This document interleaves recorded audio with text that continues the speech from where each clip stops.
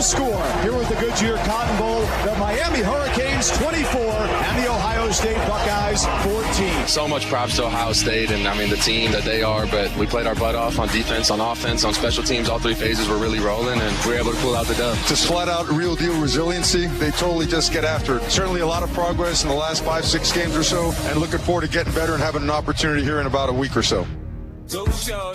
It's your birthday. We gonna party like Well, it had been 23 years. I think this song was relevant probably. The last time Miami played in a relevant football game, they did last night, and the Hurricanes blew out the Buckeyes of Ohio State. Good morning. Happy New Year, everybody. Here we go on Sportsmanlike is on ESPN Radio.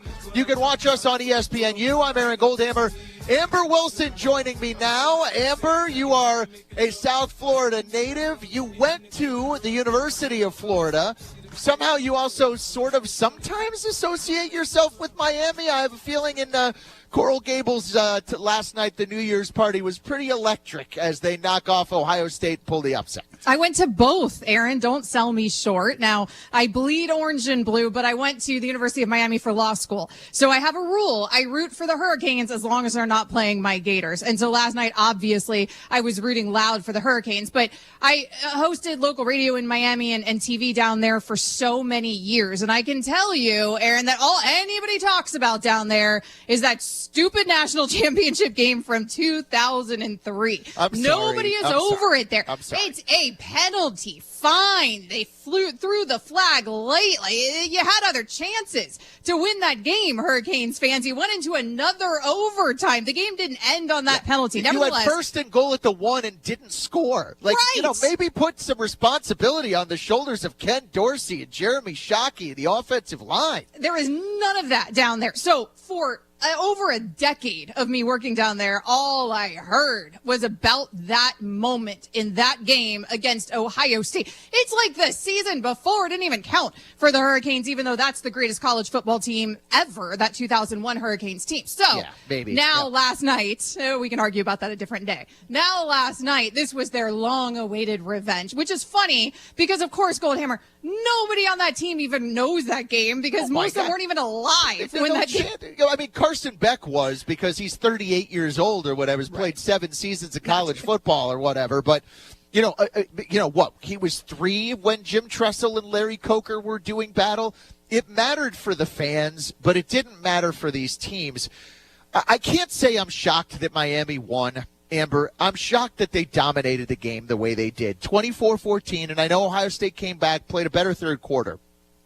The first half of this game for the Ohio State offense, I thought, was an embarrassment. I thought they got pushed around. I thought Miami was playing twice as fast.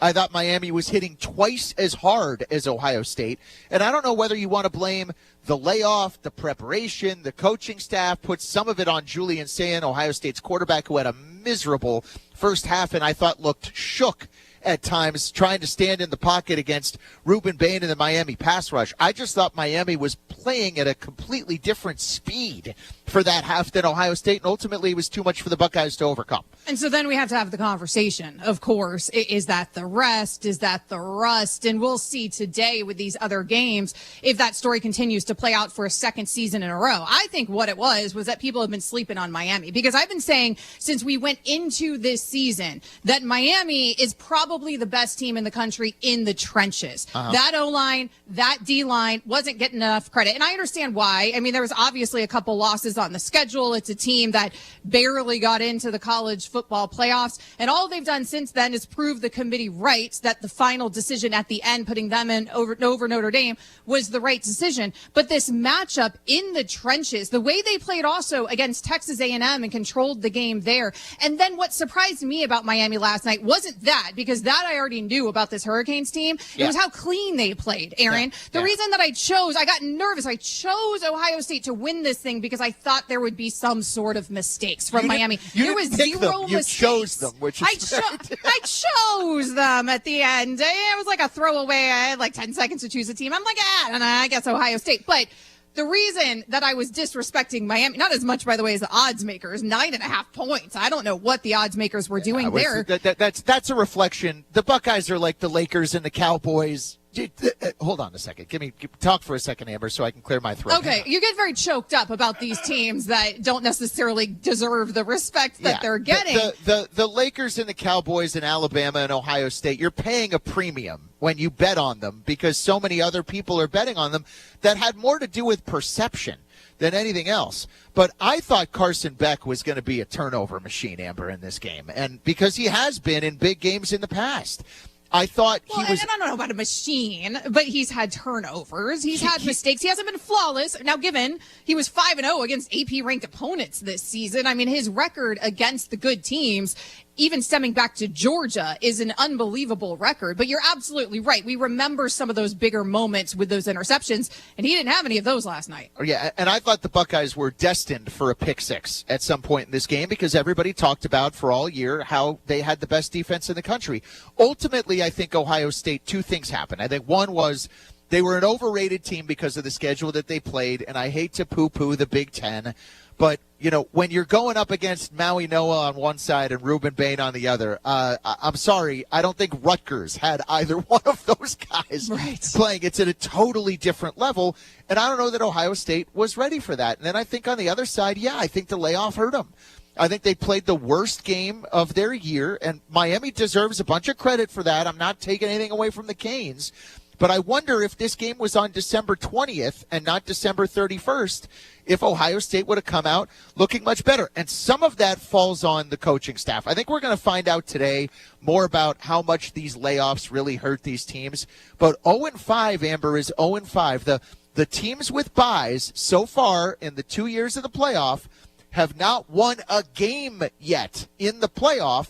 I understand they're all neutral sites, but Amber, that is a pretty eye-opening statistic now when you look at it going into the slate today. It is. Now, there might be reasons for that from a matchup perspective last season, because last season we were doing this thing slightly differently with the auto bids and the auto buys that we got rid of this season. So Boise we'll see how that and plays out. Arizona State got buys last year when maybe they weren't the best teams, but Oregon and Ohio State are pretty darn good teams. Right. Well, and we'll see how Oregon fares today. Here's the thing about Ohio State, though. The last time we saw them, they also weren't winning a game. So was it rust, or was it the fact that they just hadn't been tested, like you said, much during the season at all? And it's a whole different ball game when you're playing against a team that does have Reuben Bain Jr., who's easily one of the best players in all of college football. Ohio State wasn't able to protect Julian Sayin last night, but they also weren't able to protect him against Indiana as well.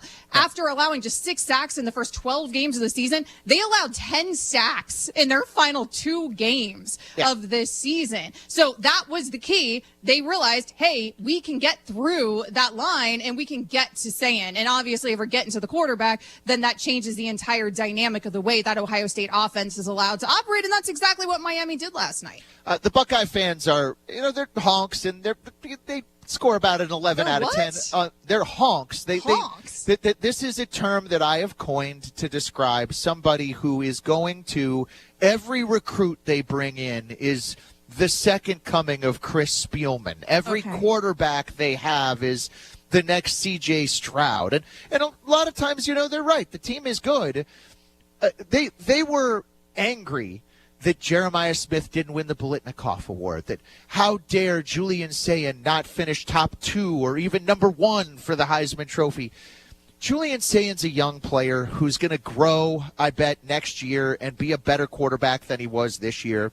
He put up a bunch of gaudy statistics against a bunch of terrible teams. And when they played Texas, he couldn't move the ball. When they played Indiana, they couldn't move the ball. And when they played, finally, Miami, he couldn't move the ball. In the second half, things improved because they made some smart adjustments.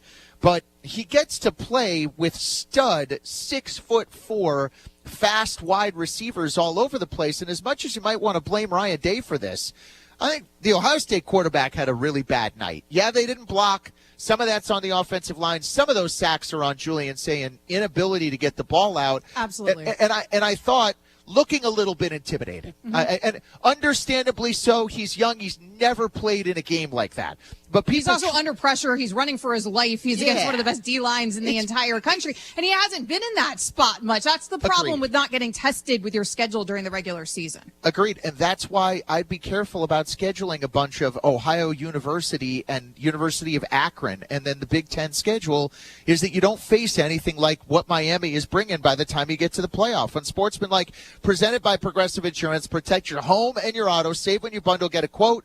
Go to Progressive.com. That is Progressive.com. Ryan Day is the defending national champion coach, but there are times where he's been under real fire at Ohio State, and one of those days is today. He owned it last night after the Buckeyes were upset.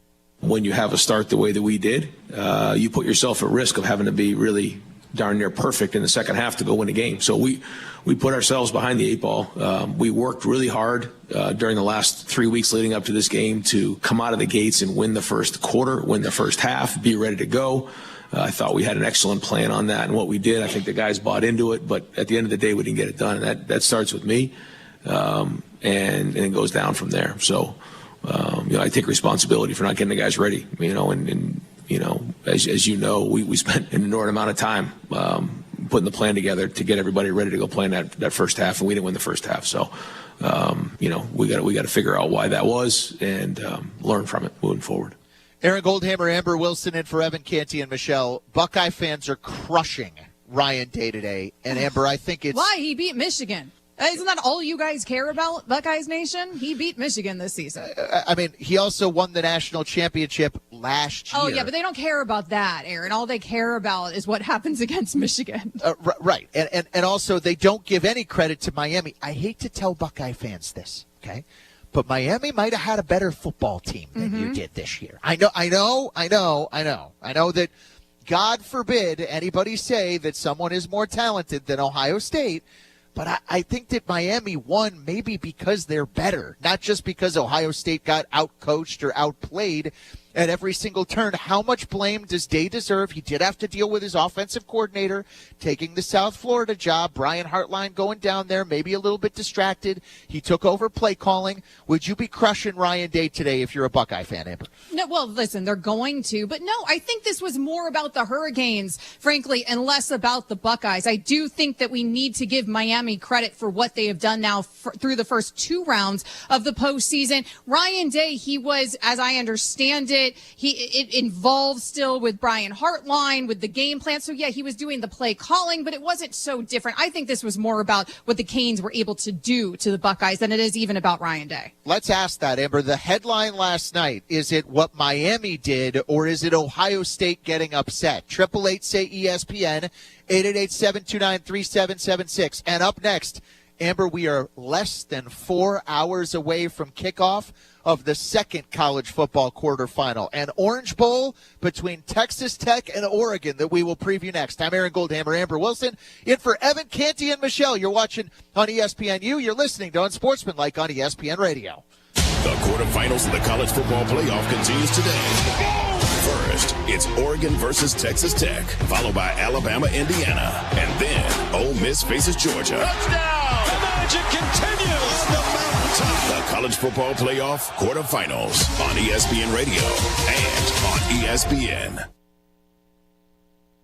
Do you have trouble getting in and out of the bathtub? Are you afraid you'll slip and fall entering or exiting a tub? Safe Step walk-in tubs can transform your bathtub from an area of concern to a calming refuge. Call them today at 1-800-731-4558 and save $1,600. Safe Step walk-in tubs and showers are proudly made in Tennessee and offer an ultra-low step-in, avoiding that difficult climb over a traditional bathtub wall. They also offer a variety of therapeutic benefits that may help soothe your aching muscles and joints, increasing your mobility, boosting your energy, and improving your sleep. Safe Step walk-in tubs are designed to easily fit your existing tub space and are often installed in as little as one day. Just dial 1-800-731-4558 today to save $1,600 and receive a free shower package. That's 1-800-731-4558 for a free no-obligation consultation and to save $1,600. Safe Step walk-in tubs. Safety never felt so good. What is most important to you in your life? This is Eric Bolin with Provident Financial Group. Whether you're launching a career, raising a family, planning for retirement, or creating a legacy, we can help. At Provident, we provide strategic thinking and perspective that help clients like you realize their goals. Contact us today at 217-366-3456 or find us online at providentfinancialgroupllc.com. Securities offered through Raymond James Financial Services, Inc., member FINRA SIPC. Provident Financial Group is not a registered broker-dealer and is independent of Raymond James Financial Services. Investment advisory services offered through Raymond James Financial Service Advisors, Inc. You're great, Tim. You're great to have on. We love what you do. You're very talented as a manager taking care of Galfrex and dedicated diesel, but I'm impressed how much energy you have for all that. We're just honored to be able to wear the GFT logo and do that, and the people at Dedicated Diesel do a great job. Everybody needs to get over there and get those awesome, like new used mowers bought up and get out of there so we have room for some new ones. 217-328-0562, give you a great deal and get those things going. And where's that located? But that's at 1313 Triumph Drive in Urbana. We've got a wonderful crew, and at the end of the year here, I just want to thank all of our drivers, customers, and employees. We have the best guy to work for in Gale Prairie's. You all and your families have a Happy New Year, and I'll talk to you next year. Thank you, Tim. Tim Onstop, Pitmaster Extraordinaire, Galfrex Trucking, and Dedicated Diesel. In 1925, Bud and B. Reichert founded a small plumbing business in Urbana. Today, nearly 100 years later, A&R Mechanical is still thriving. A&R Mechanical believes in designing, building, and maintaining. As one of the largest and most innovative contractors in the Midwest, their team creates and sustains essential facility systems for iconic structures like the State Farm Center, the Memorial Stadium expansion, the Oven Basketball Complex, the Smith Football Performance Center, along with baseball, softball, and the Demersion Indoor Golf Facility. I'm Jay Lehman, former Fighting Illini All-American linebacker. As a longtime Champaign-Urbana resident, I can assure you that A&R Mechanical and their contributions have been a cornerstone to this community. Congratulations, A&R Mechanical, on 100 years of dedication, innovation, and community spirit. Design, build, maintain. It's what they've done for nearly 100 years and what they'll continue to do for the next 100 years. A&R Mechanical, celebrating a century of excellence and service. Visit ar-mech.com for more details. Illini basketball is hot, and so is this Jets Pizza family deal. It's the busiest time of year, so just let Jets Pizza save you time in the kitchen. Get one extra large 2-topping pizza, choice of Jets bread, cinnamon sticks, and a 2-liter Coke product for just $35.99. The Jets Pizza family deal. Just $35.99. It's not just pizza, it's Jets Pizza. Jesse with Lands Drain Cleaning and Underground Solutions. Hey, do you have sewer blockages, problems? Are your toilets gurgling? Why deal with the headache? Call Lands Drain Cleaning and Underground Solutions today. We can come out and clean your line, camera it, show you what the problem is, and then we have an expert underground team that can make those repairs. 217-355-5512. We are here for you when you need us. Lands Drain Cleaning and Underground Solutions. Why call anyone else? With the great Chase Daniel and Tori Petrie, and Wes joins us now. Wes, I know people haven't talked a ton about either one of these teams, but the vibe around the Orange Bowl, in my view, is that one of these teams could be ultimately the national champion. Why do you think that this game has gotten maybe less buzz than some of the other college football playoff matchups? Well, it's great to be with you guys. Happy New Year this morning. I think there's two things to it, Aaron. I think you bring up a really good point. I think it's the one lost in a little bit of the, certainly Miami and Ohio State last night was a big brand game, right, for two teams we're all familiar with, things like that. Oregon we're familiar with, but they're and they were the top seed last year. That's the other thing, too. They were the number one seed in this event last year, and I think that's kind of gotten lost in the shuffle. I heard a great analogy about 2 weeks ago, and it was right before James Madison and Oregon played, and I think everybody assumed the Ducks would advance. And somebody said it's new money against newer money. And there's a lot of truth to that. I think Texas Tech, in the last 2 years, if you look at what Dan Lanning and Joey McGuire have done, they've built these programs for this moment.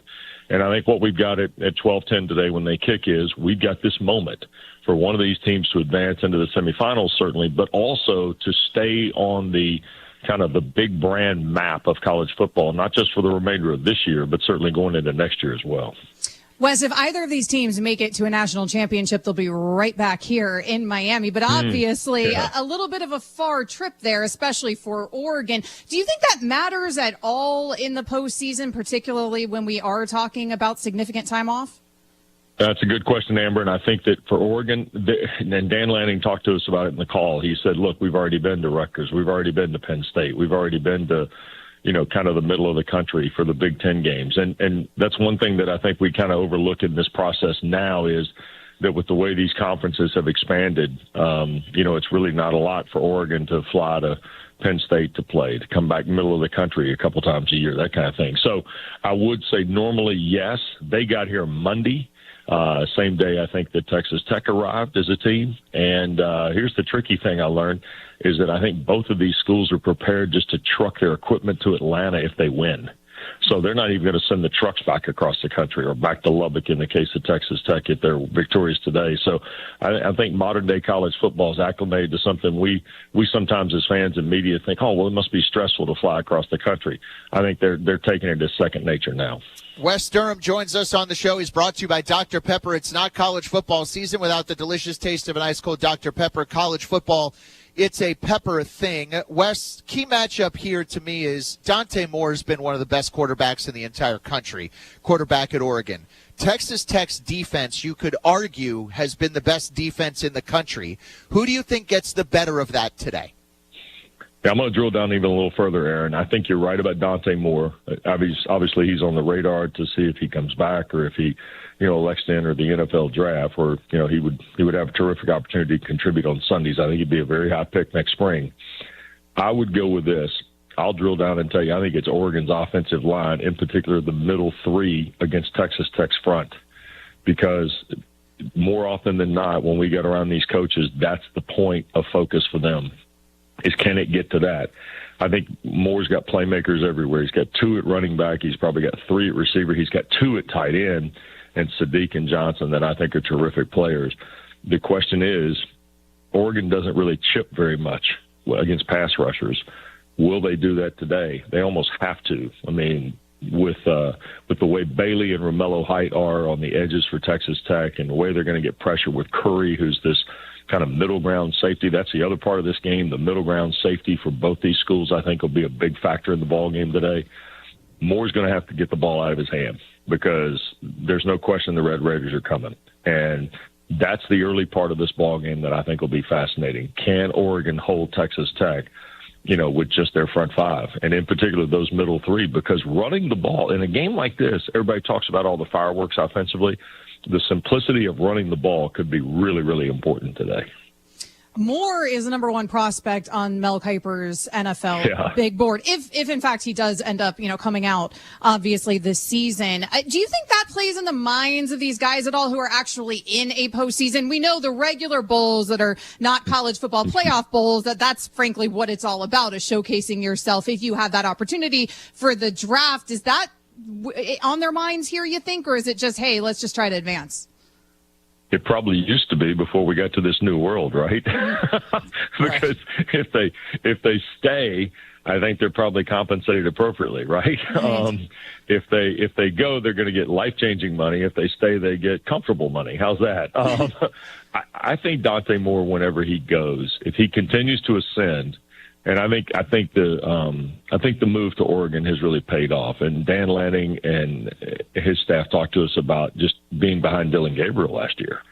That was one of the more intriguing pieces of our conversation, was how much he learned from Dylan Gabriel a season ago about just becoming a better quarterback, a teammate, the connectivity it requires, things of that nature. I don't know that it's omnipresent for them, Amber, to answer your question. I think it's part of the process each of these players at this level go through, though.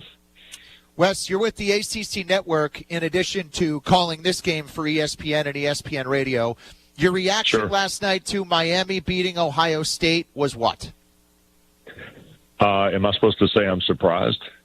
Because I'm not. I thought Miami played well during the regular season. They lost the second game. The 2 games they lost, Aaron, I think they lost at the wrong time in terms of the national perspective. But all year long, their offensive and defensive lines have been really, really steady.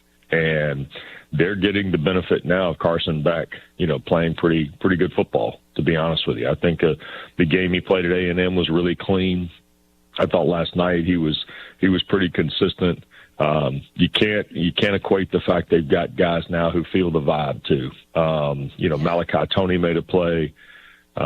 Scott made a huge play, obviously defensively on that read on the swing pass that Sam threw. Miami to me is one of these teams, and I think they can get into the Final Four, which they have. How far they can go from here, I don't know, because I think when we get to these last four, it's going to be real football now. I mean, you look on these other games that are coming today, not just this one, but the other two that follow it. Georgia is a real football team. Indiana is a real football team. And that's fun to say. Indiana, you're not sure about, right? Right. But Indiana looks the part. And I think it's going to be really interesting. But Miami, to me, is not as big a surprise as it might be to some. All right, very controversial, Wes, today. They say that if you call the Orange Bowl, you have to eat an orange at halftime of the Orange Bowl. Now, I have a list of 5 fruits here that apparently are America's 5 favorite fruits. You got bananas, which I think are overrated. You got your berries. You got your watermelon, which there's no watermelon bowl. Wes, please explain to everybody. The oranges at the Orange Bowl are the finest oranges that you possibly – Capital One will not allow a 9 out of 10 orange in that bowl. They are all 10 out of 10. Yeah, I was here several years ago when I was still doing Georgia Tech on radio. I mean, like 16, 17, and they are the finest oranges. There's no question. They are corporately appropriated, which is important, and I'm glad you mentioned Capital One, Aaron, because that's key to this element. Of course. But the orange slice, yes, Eric Palms and the people with the Orange Bowl, they do a phenomenal job of making sure every orange is 10 out of 10. But I am against you on the bananas being overrated. Ooh. Come on now. Bananas are, and by the way, you can't say berries. Is it mixed berries? Is it strawberries? Is it blueberries? Which berry are we talking about? So you separate all the berries. Now, I just looked up this list, and somebody ranked the fruits, and they put banana 1. I don't even know who to attribute this to. And they said berries 2. I would say strawberries over blueberries and raspberries, but it's almost like, what's it for? Like if you're putting it in a smoothie, yogurt, parfait. Parfait. Yeah, so it's a very controversial topic. We could debate this for hours, but we should probably let you continue to prepare to call Texas Tech and Oregon in the Orange Bowl, Capital One Orange Bowl. Let's get it right. Done. Wes Durham, ESPN, ACC Network. Wes, appreciate you hopping on. Thank you. Take care, guys. Happy New Year. All right, there is Wes Durham, and he says, and Amber, I don't know, have you ever attended an Orange Bowl? Yes, I have attended an Orange Bowl, and those Florida oranges are worth the hype. I could go for one right now as I look outside in Cleveland, and the snow continues to fall, and it looks like an orange must be on another planet because I'm on the ice planet Hoth here in Cleveland, Ohio. Up next, speaking of Cleveland, we're obligated to talk about whether the Browns are going to keep or fire their coach, and we will do it. I have a little insight. I'm Aaron Goldhammer. Amber Wilson, we're in for Evan Canty and Michelle. This is Unsportsmanlike. We're on ESPN Radio, and you can watch us on ESPNU. Tomorrow, bowl season continues on ESPN Radio. Here we go. First, Navy faces Cincinnati in the AutoZone Liberty Bowl at 4 Eastern. Then, it's Wake Forest, Mississippi State in the Duke's Mayo Bowl. It's bowl season, and it continues tomorrow on ESPN Radio and on ESPN. A new exclusive offer with an eligible Bank of America Visa credit card is your opportunity to go from card holder to ticket holder for the FIFA World Cup 2026. For a limited time, when you're approved for a new customized cash rewards or unlimited cash rewards Visa credit card, you're eligible for a chance to purchase FIFA World Cup 2026 tickets. Learn more today at bfa.com/cardfwc26. What would you like the power to do? Bank of America, proud to be the official bank of FIFA World Cup 2026. Bank of America NA in partnership with Visa. Terms apply. All rights reserved. Getting more as a MyLowe's Pro Rewards member is easier than ever with the Lowe's app. Download it today and earn 500 points the first time you log in. Plus, your digital wallet helps you scan, save, earn, and access what you need to manage it all in one place. Download the Lowe's app and take advantage of your Pro benefits today. Lowe's, we help, you save. Valid 12/125 through 1/7/26. Offer valid for first login per organization only. Loyalty program subject to terms and conditions. Additional restrictions apply. Visit Lowe's.com/terms for more details. Subject to change. Stevie J here. With Nate Evans of eXp Realty, you'll always get a stress-free sale for the most money. Sell your home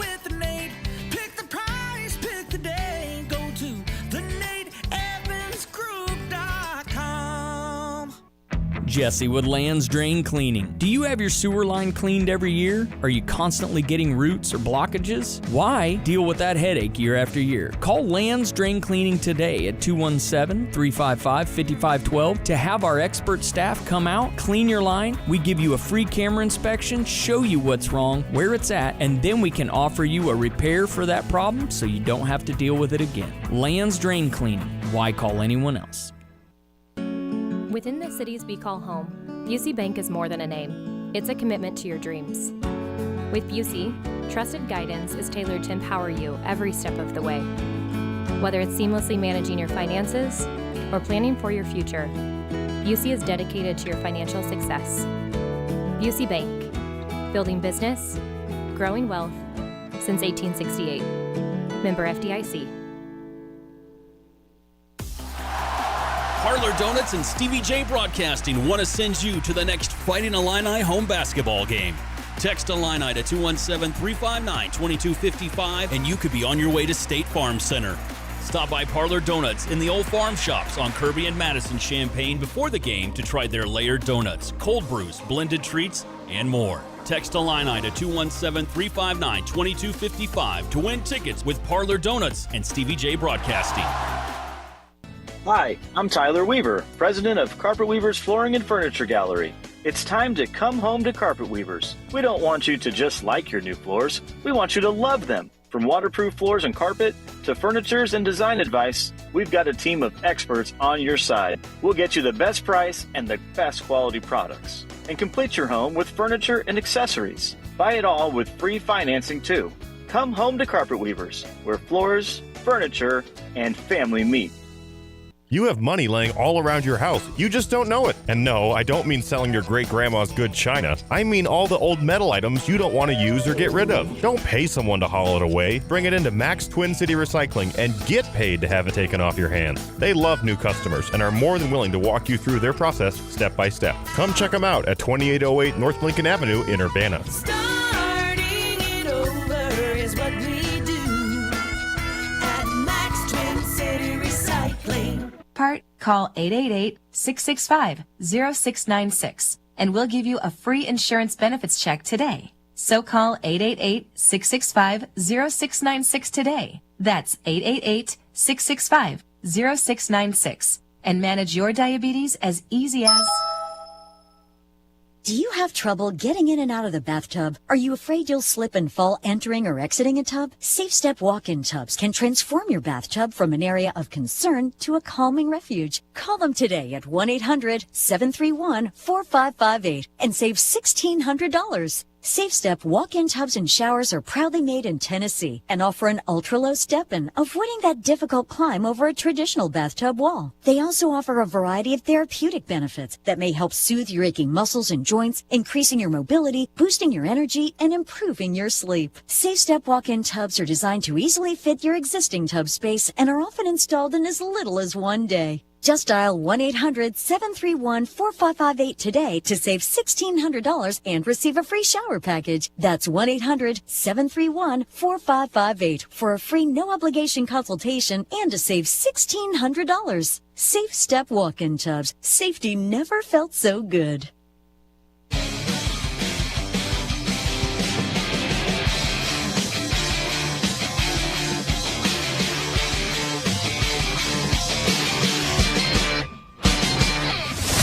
This is Unsportsmanlike.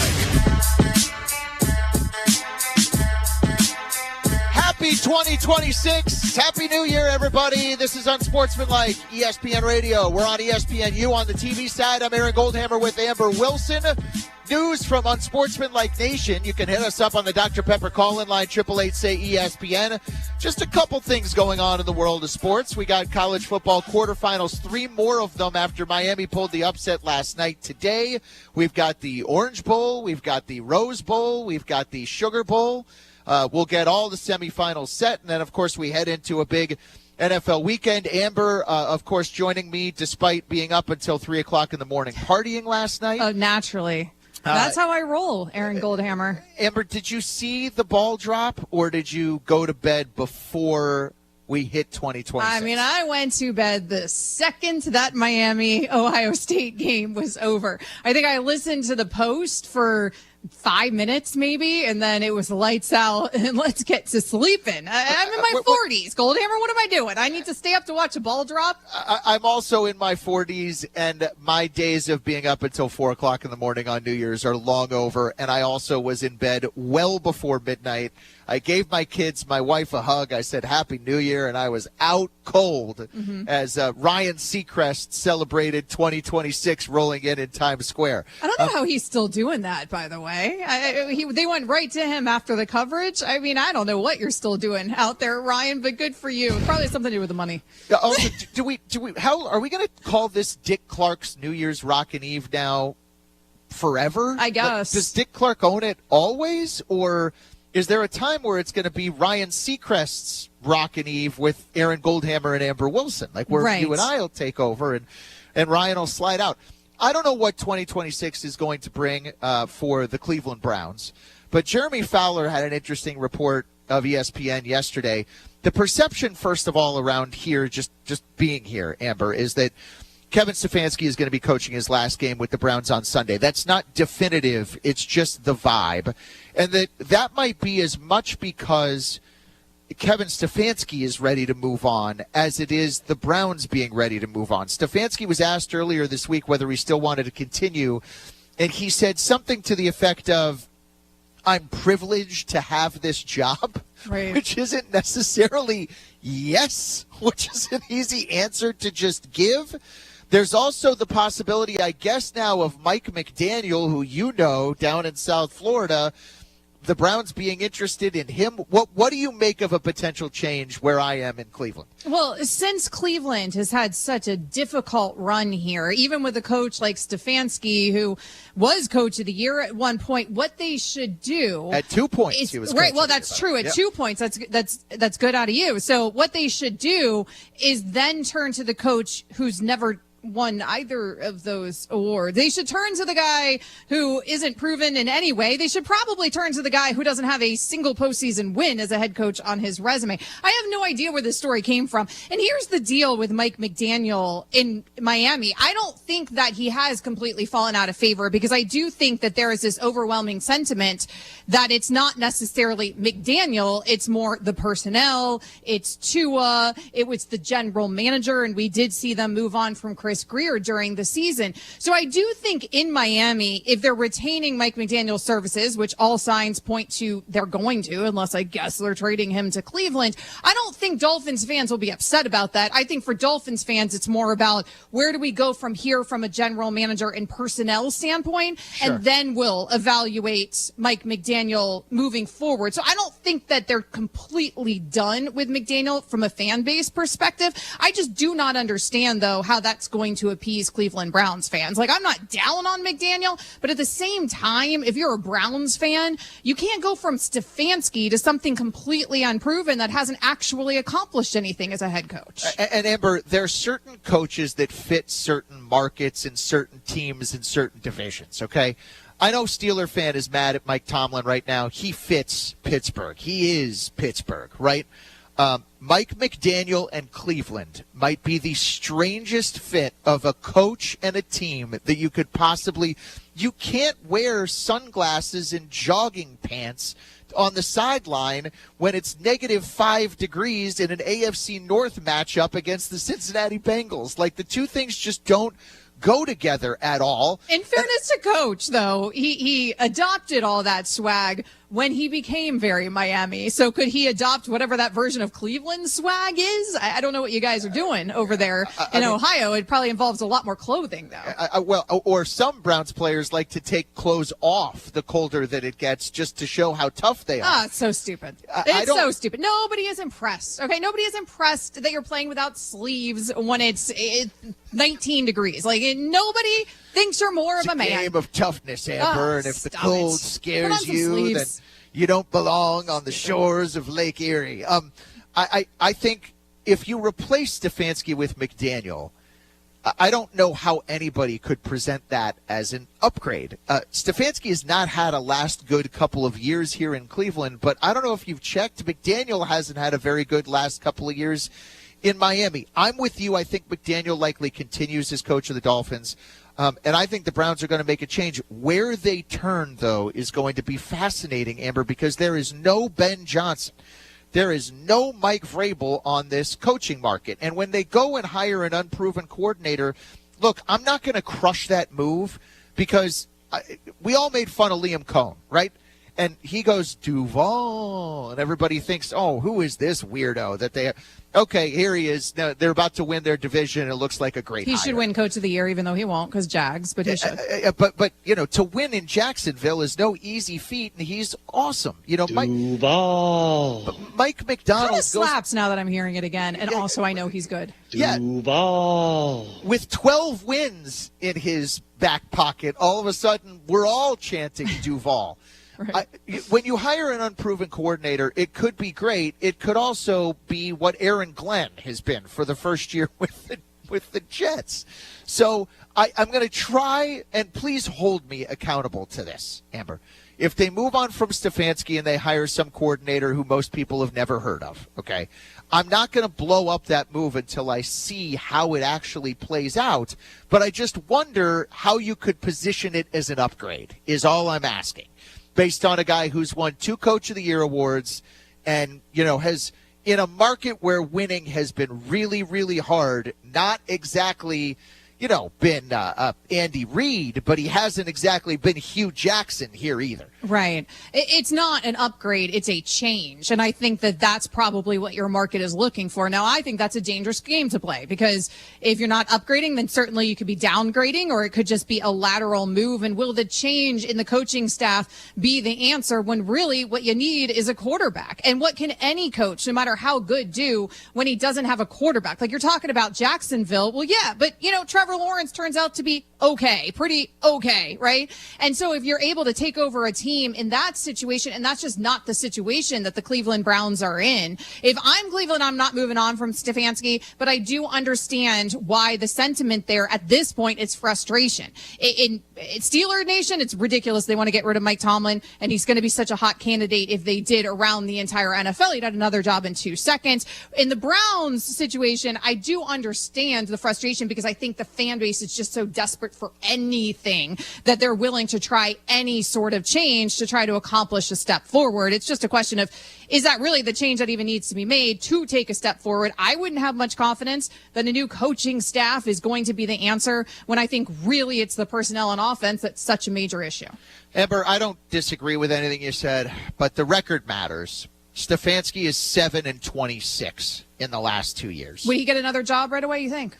No, not as a head coach. I know that Stefanski's agent wants you to believe that. You know, there's a lot of scuttlebutt out there about, what a hot candidate Kevin Stefanski would be on the market. And I like Kevin. I don't mean this to come across as but the record is what it is. And I think it's really hard to present him. You would really push that 2-time Coach of the Year award narrative over what the record has been the last 2 years. The record reflects poorly on the coach, the offense here, Amber. He's an offensive coach, and when they get to 13 points, they give away free chicken nuggets. It feels like at Browns games. You shouldn't be getting excited about just getting to 20 because the good teams in this league score 30. Is some of that quarterback related? Sure. Is part of the reason Stefanski wants out because they've saddled him with a bunch of terrible quarterbacks and awful QB situations? I'm sure it is. But also, being close to this and watching every game, Stefanski is not blameless for the 7-26 record the last couple of years. I think the Browns will make a change. Speaking of making changes, boy, there might be face of the franchise quarterbacks on the move this offseason. Amber and I have a couple theories on that we will let you know next. I'm Aaron Goldhammer with Amber Wilson. We're in for Evan, Canty, and Michelle. Unsportsmanlike is on ESPN Radio, and you can watch on ESPNU. Scuttlebutt. The NFL on ESPN Radio. I've come to the conclusion that Bo Nix is criminally underrated. Week to week, team to team. Third best quarterback in the AFC. They're behind Josh Allen and Drake May. Scorching hot take. The NFL lives here. ESPN Radio. When sewer or septic trouble hits, visit Berg Sewer and Septic. Family owned and proudly serving Central Illinois, Berg specializes in sewer repair, septic service, water line repairs, sump pumps, and drainage solutions. They don't upsell, they solve the problem right the first time. From backups to breakdowns, count on Central Illinois' most trusted septic service. Berg Sewer and Septic. Dependable, honest, local. Get a second opinion you can trust. Visit bergtanksinc.com. Let your local farmer's insurance agent Michael Rumsey put his experience to work for you. Michael Rumsey proudly serves Champaign County families and businesses and is ready to review your existing policies or provide a no-obligation quote today. Call Michael Rumsey at 217-363-3030 to get smarter about your insurance. Again, that's Michael Rumsey at 217-363-3030. We know a thing or two because we've seen a thing or two. We are farmers. Bum, bum, bum, bum, bum, bum. Underwritten by Farmers Truck Fire Insurance Exchanges and Affiliates. Products not available in every state. Parlor Donuts and Stevie J Broadcasting want to send you to the next Fighting Illini home basketball game. Text Illini to 217-359-2255 and you could be on your way to State Farm Center. Stop by Parlor Donuts in the Old Farm Shops on Kirby and Madison Champaign before the game to try their layered donuts, cold brews, blended treats, and more. Text Illini to 217-359-2255 to win tickets with Parlor Donuts and Stevie J Broadcasting. Your next adventure starts right here. Fly Champaign-Urbana and skip the long drive to bigger airports. With American Airlines flights through Dallas and Chicago, you're connected to coastlines, cruises, and global escapes. With connections to over 200 destinations, from here, the world is within reach. Fly Champaign-Urbana, Willard Airport, because the best trips start closer to home. Ever wonder why you pay your bank to have a checking account? Fisher National Bank does too. You see, they offer free rewards cashback checking that gives you cash back on debit purchases, no service fees or balance requirements. Simply make 12 debit card purchases, receive electronic statements, and have one direct deposit in a monthly cycle. It's so simple. Reward yourself today with rewards cashback checking. Learn more at any branch or FisherNational.com. Fisher National Bank. Exceptional communities, exceptional people. Member FDIC. Is in season on ESPN. Always rivalry season. Always top 10 season. We got some top plays for you though here. Top plays 10-1. Let's get to your top plays. And always. Did you see that? Season. Download the ESPN app and get over 47,000 live events all year long. All of ESPN, all in one place. ESPN, always in season.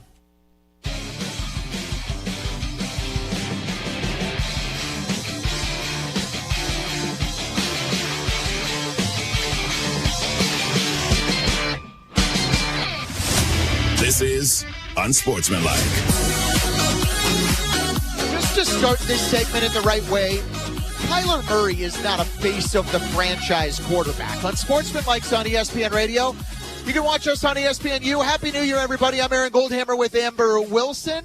We had a big day of college football today. 3 quarterfinals, all of which you can watch on ESPN, all of which you can hear as well on ESPN Radio. We are presented by Progressive Insurance.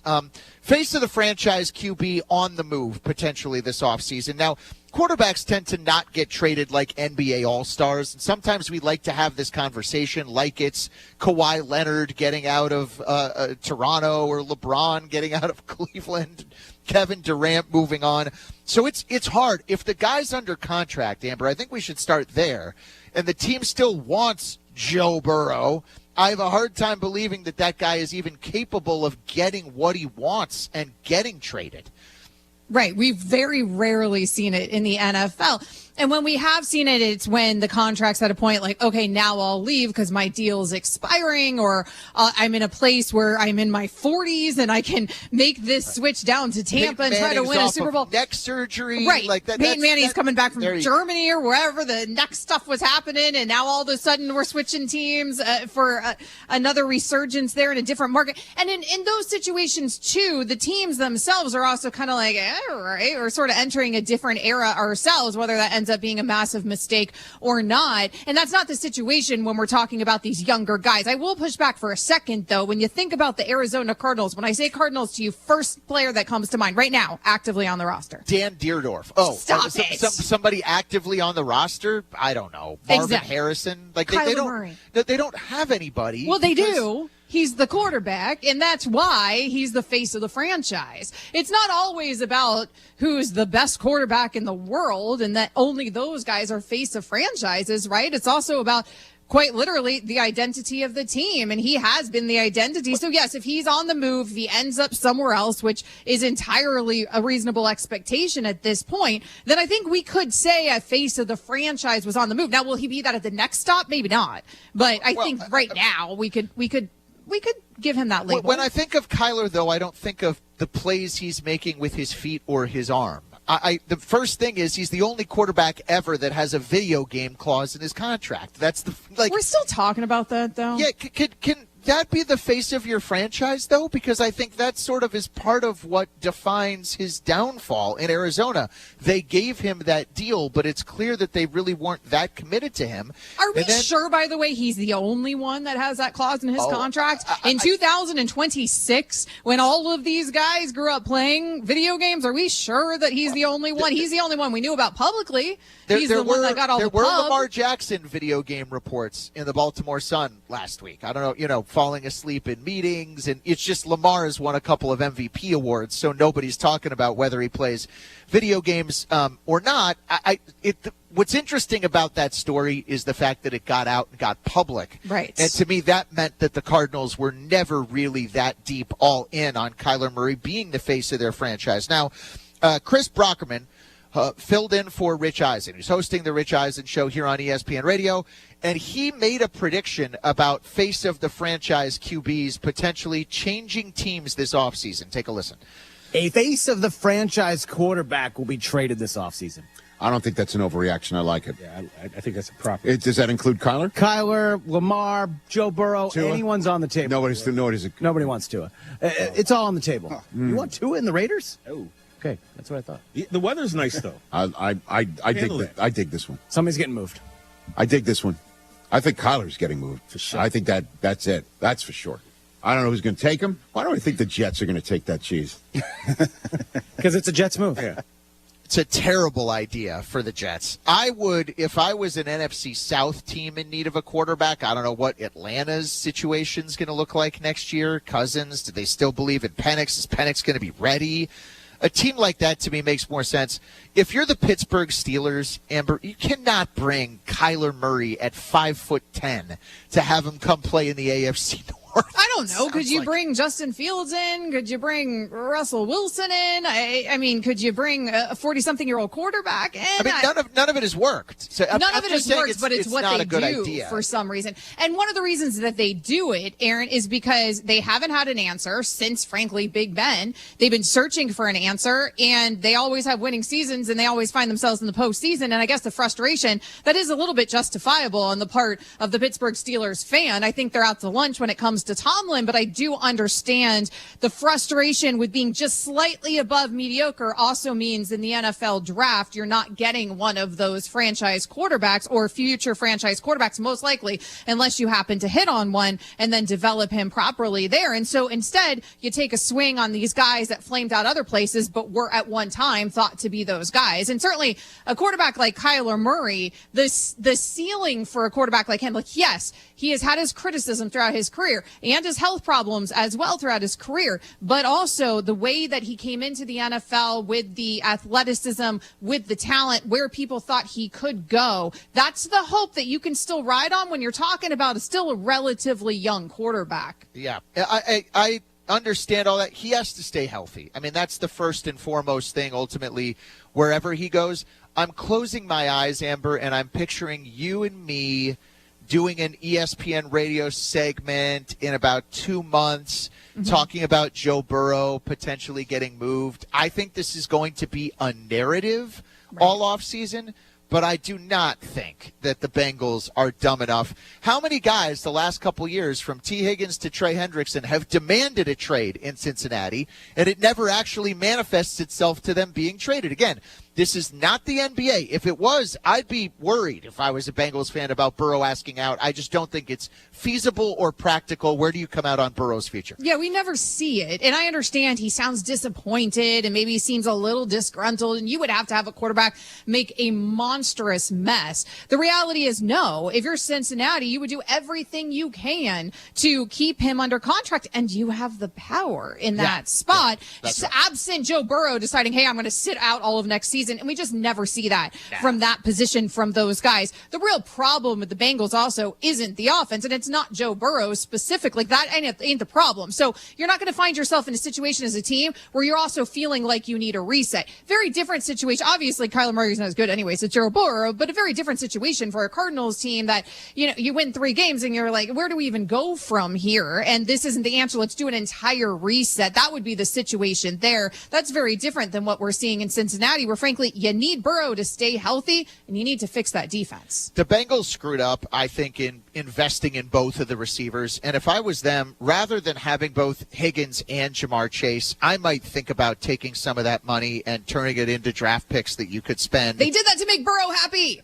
I know, but now he's not happy. You have to have defense. You can't win in this league without all 3 phases of the team, and you need blocking. It's not just quarterbacks and receivers. That's what the Bengals have proved. Up next, it is New Year's Day. Okay, we're less than 3 hours away from a monstrous Orange Bowl.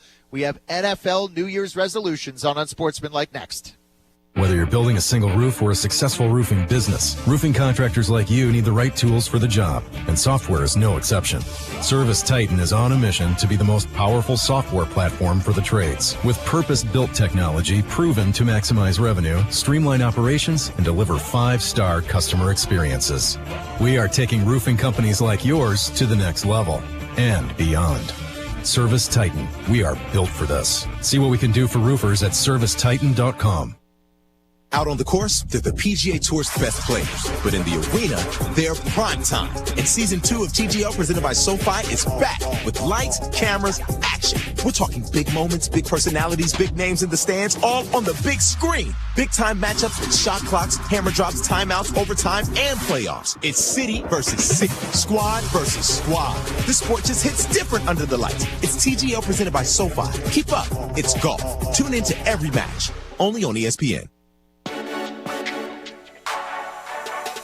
At Carpet Weavers Flooring and Furniture Gallery, we're flooring people with amazing service, great design advice, and unbeatable selection and the best prices in town. It's the perfect time to update your home with waterproof flooring, carpet, hardwood, tile, and more. Then complete your rooms by shopping our incredible selection of furniture and accessories. We also offer great financing options. Carpet Weavers Flooring and Furniture Gallery, we're flooring people. The great loud venues in college basketball. Don't miss your chance to cheer on Fighting Illini basketball this season. Back, this place an absolute powder. It is. Talk about tough buildings, right? We need all of Illini Nation to help us defend State Farm Center. Boswell left hand and one. Great seat locations are still available for you to see Illinois basketball live this season. Get your tickets today at fightingillini.com. Drive in, drive out. Recycling's what Max is all about. You can make some cash and do your share. We make it really simple because we care. It doesn't matter large or small. Our friendly staff will handle it all. Starting it over is what we do at Max Twin City Recycling. PDR Automotive has now been serving the Champaign-Urbana area for over 50 years. To give you some perspective, 50 years ago ended the U.S. involvement in the Vietnam War, and it was when Secretariat won the Triple Crown. So what does that mean for you and your vehicle? Whether you need a carburetor overhauled or your new vehicle computer system diagnosed or programmed, PDR Automotive has the experienced, knowledgeable staff that can handle all your automotive needs. Online at pdrauto.com, they are what's best for your truck or car. They are PDR. Coldwell Banker Real Estate Group's Diana Foltz, recipient of Champaign County's Realtor of the Year. When I see Coldwell Banker, can I expect that from agents? Is that a you philosophy or is that a company philosophy? We have a great culture in our office. Our culture is one of serving. So I think you'll find that with most of our agents, but it really is a highlight for us to be able to serve our clients well, because we don't want to just sell one house or help them buy one house and never do another deal with them or never talk to them again. We want to be involved in their lives. Why do you like what you do? I really enjoy helping either a buyer or seller to get to the next chapter, and they're relying on Reggie and I to help them achieve their next goal. You're their realtor. We're their realtor. It's Taylor Foltz team, Coldwell Banker Real Estate Group. You can find me on the internet at dianafoltz.com. Cell phone number is 217-840-4133, and my email is diana@dianafoltz.com. In 1925, Bud and B. Reichert founded a small plumbing business in Urbana. Today, nearly 100 years later, A&R Mechanical is still thriving. A&R Mechanical believes in designing, building, and maintaining. As one of the largest and most innovative contractors in the Midwest, their team creates and sustains essential facility systems for iconic structures like the State Farm Center, the Memorial Stadium expansion, the Oven Basketball Complex, the Smith Football Performance Center, along with baseball, softball, and the Demersion Indoor Golf Facility. I'm Jay Lehman, former Fighting Illini All-American linebacker. As a longtime Champaign-Urbana resident, I can assure you that A&R Mechanical and their contributions have been a cornerstone to this community. Congratulations, A&R Mechanical, on 100 years of dedication, innovation, and community spirit. Design, build, maintain. It's what they've done for nearly 100 years and what they'll continue to do for the next 100 years. A&R Mechanical, celebrating a century of excellence and service. Visit ar-mech.com for more details. What to do with this game. It's like the most under-discussed college football playoff game in world history. 4 o'clock, we have the Rose Bowl, presented by Prudential, Alabama, Indiana. Indiana, the number 1 seed, with the Heisman winner, Fernando Mendoza. And then 8 o'clock tonight on ESPN and ESPN Radio, of course, Ole Miss takes on Georgia in the All-State Sugar Bowl. Amber, of all the three, if you could attend one of these games in person, which would you choose? Oh, man, that is a tough question. All of them, because they all matter so much. I think I will go Indiana, Alabama, because I've never been to a Rose Bowl, and there's something so iconic about that. Also, because this is the new guard, right? Indiana being involved in this college football playoff picture, and not just being involved, being the best team right now in the entire country, seeing how they fare on that stage against that team with the history that Alabama has in the college football playoffs. That's probably the one I would choose. But man, all three of these today. I mean, it is just a plant yourself on the couch kind of day, Goldhammer. No doubt. All three of them are on ESPN, and you can listen to all of the coverage as well right here on most of these ESPN radio stations. In the meantime, Aaron Goldhammer, Amber Wilson with you. We got New Year's resolutions that we got to figure out. Are you a New Year's resolution person? I'm not. I don't know if it's age or wisdom or what it is, or maybe I'm just sort of satisfied with my life right now, but I'm not so into New Year's the older I get generally. That is the humblest brag in the history of ESPN Radio. I don't have any New Year's resolutions because I don't need to resolve anything in my life. No, I'm not saying that there's no ambitions that I have in life or nothing I want to do. My life is perfect. I guess I just don't feel like I don't sit down with a lot of reflection when the calendar year turns. I feel like it's another day, and you should be working towards your goals all the time. So no, I can't say that there's a specific resolution. I don't necessarily need January 1st to come around, but of course there's hopes and there's dreams and there's ambitions for the future, and those sorts of things. How about you? I'm trying to eat less red meat this year, just as I get into my 40s. That's like a real resolution. It's something that I should pay attention to, and I have been. But last night I went to a New Year's party, and there were sandwiches. There was a veggie sandwich or a roast beef sandwich sitting on the table. And which one do you think I grabbed? Definitely the roast beef. Yeah, I grabbed the roast beef. But that was still 2025. Okay, so the New Year's resolution starts this morning. and I'm about to go to a brunch as soon as we wrap the show, and I'm probably going to order steak and eggs, as I just told you that I don't. Well, then it will be over, won't it? This isn't much of a resolution. This is just like an idea you had that you're not really following that you're through not on. actually adhering to. Fine, stop. I'm going to order oatmeal, and There you I'm go. going to order a nice glass of water.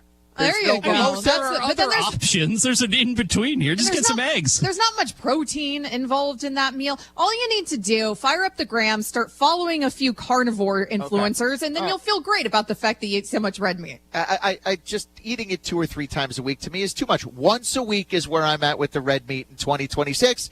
NFL Allegedly. teams need New Year's resolutions as well.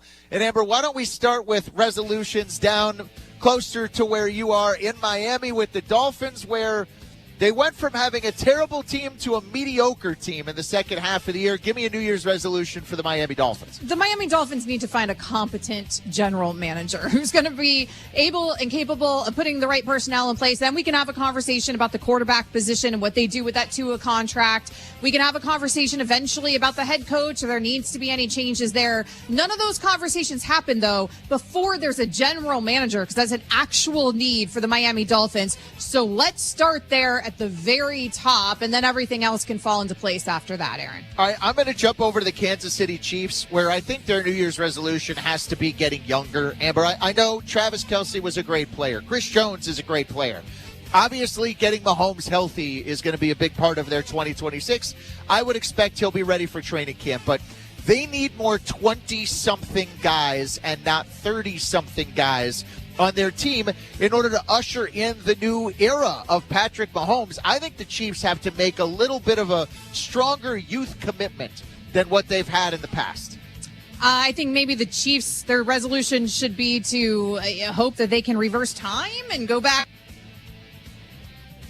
Build a time machine in Kansas City? Attack. They need wide receivers that can progress. They need better special teams. They need a better pass rush. They need all sorts of things in Kansas City. Can't just put a Band-Aid on it every time because you have the best quarterback in the entire game. So they need more around Patrick Mahomes and on the other side of the ball as well.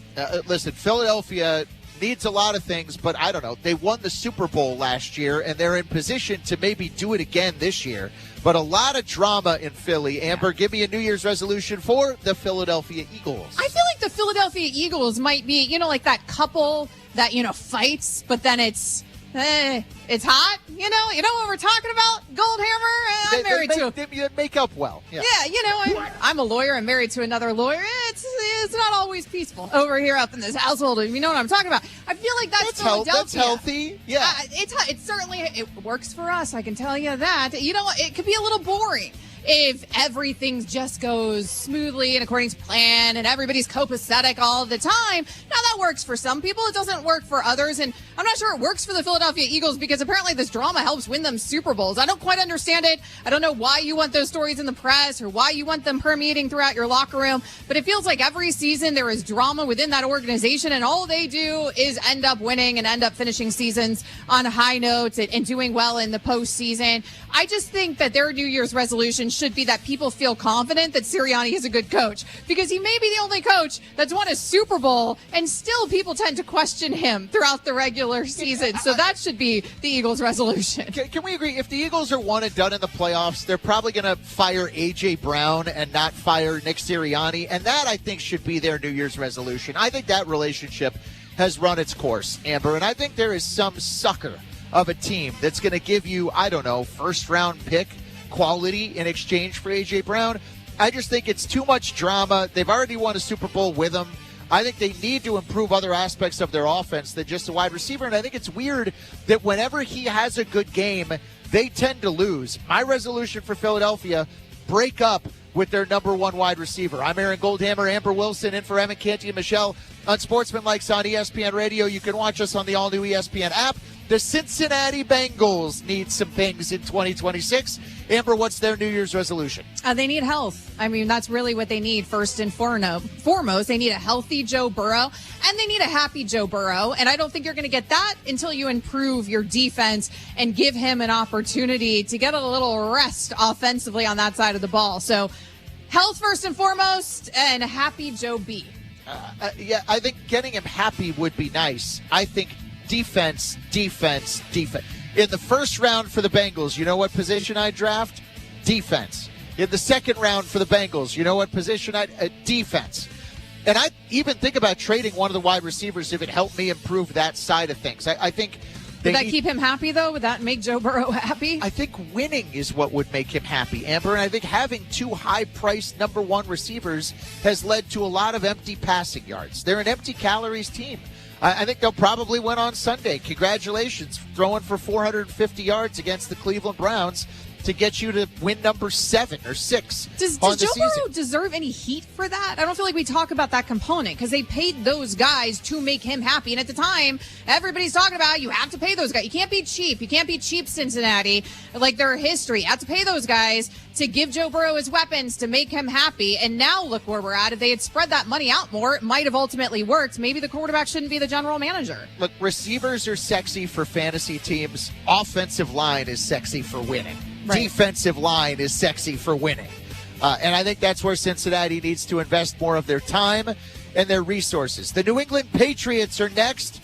They might have the number 1 seed. Some off-field drama, though, Amber, this week, certainly in New England. What do you give them for the new year? Yeah, it seems like they're standing by their guy right now. Listen, I think for the new year, their resolution should be an AFC championship, right? Nothing short of that, because when you've got the coach and you've got the quarterback, now we can start having the conversations about actual championships, actually competing in a postseason. Maybe they don't need to win one right away, but certainly inching their way towards appearing in one very, very shortly here over the next couple seasons. That should be their New Year's resolution, because they've hit on the coach and they've hit on the quarterback, and that's obvious to the world.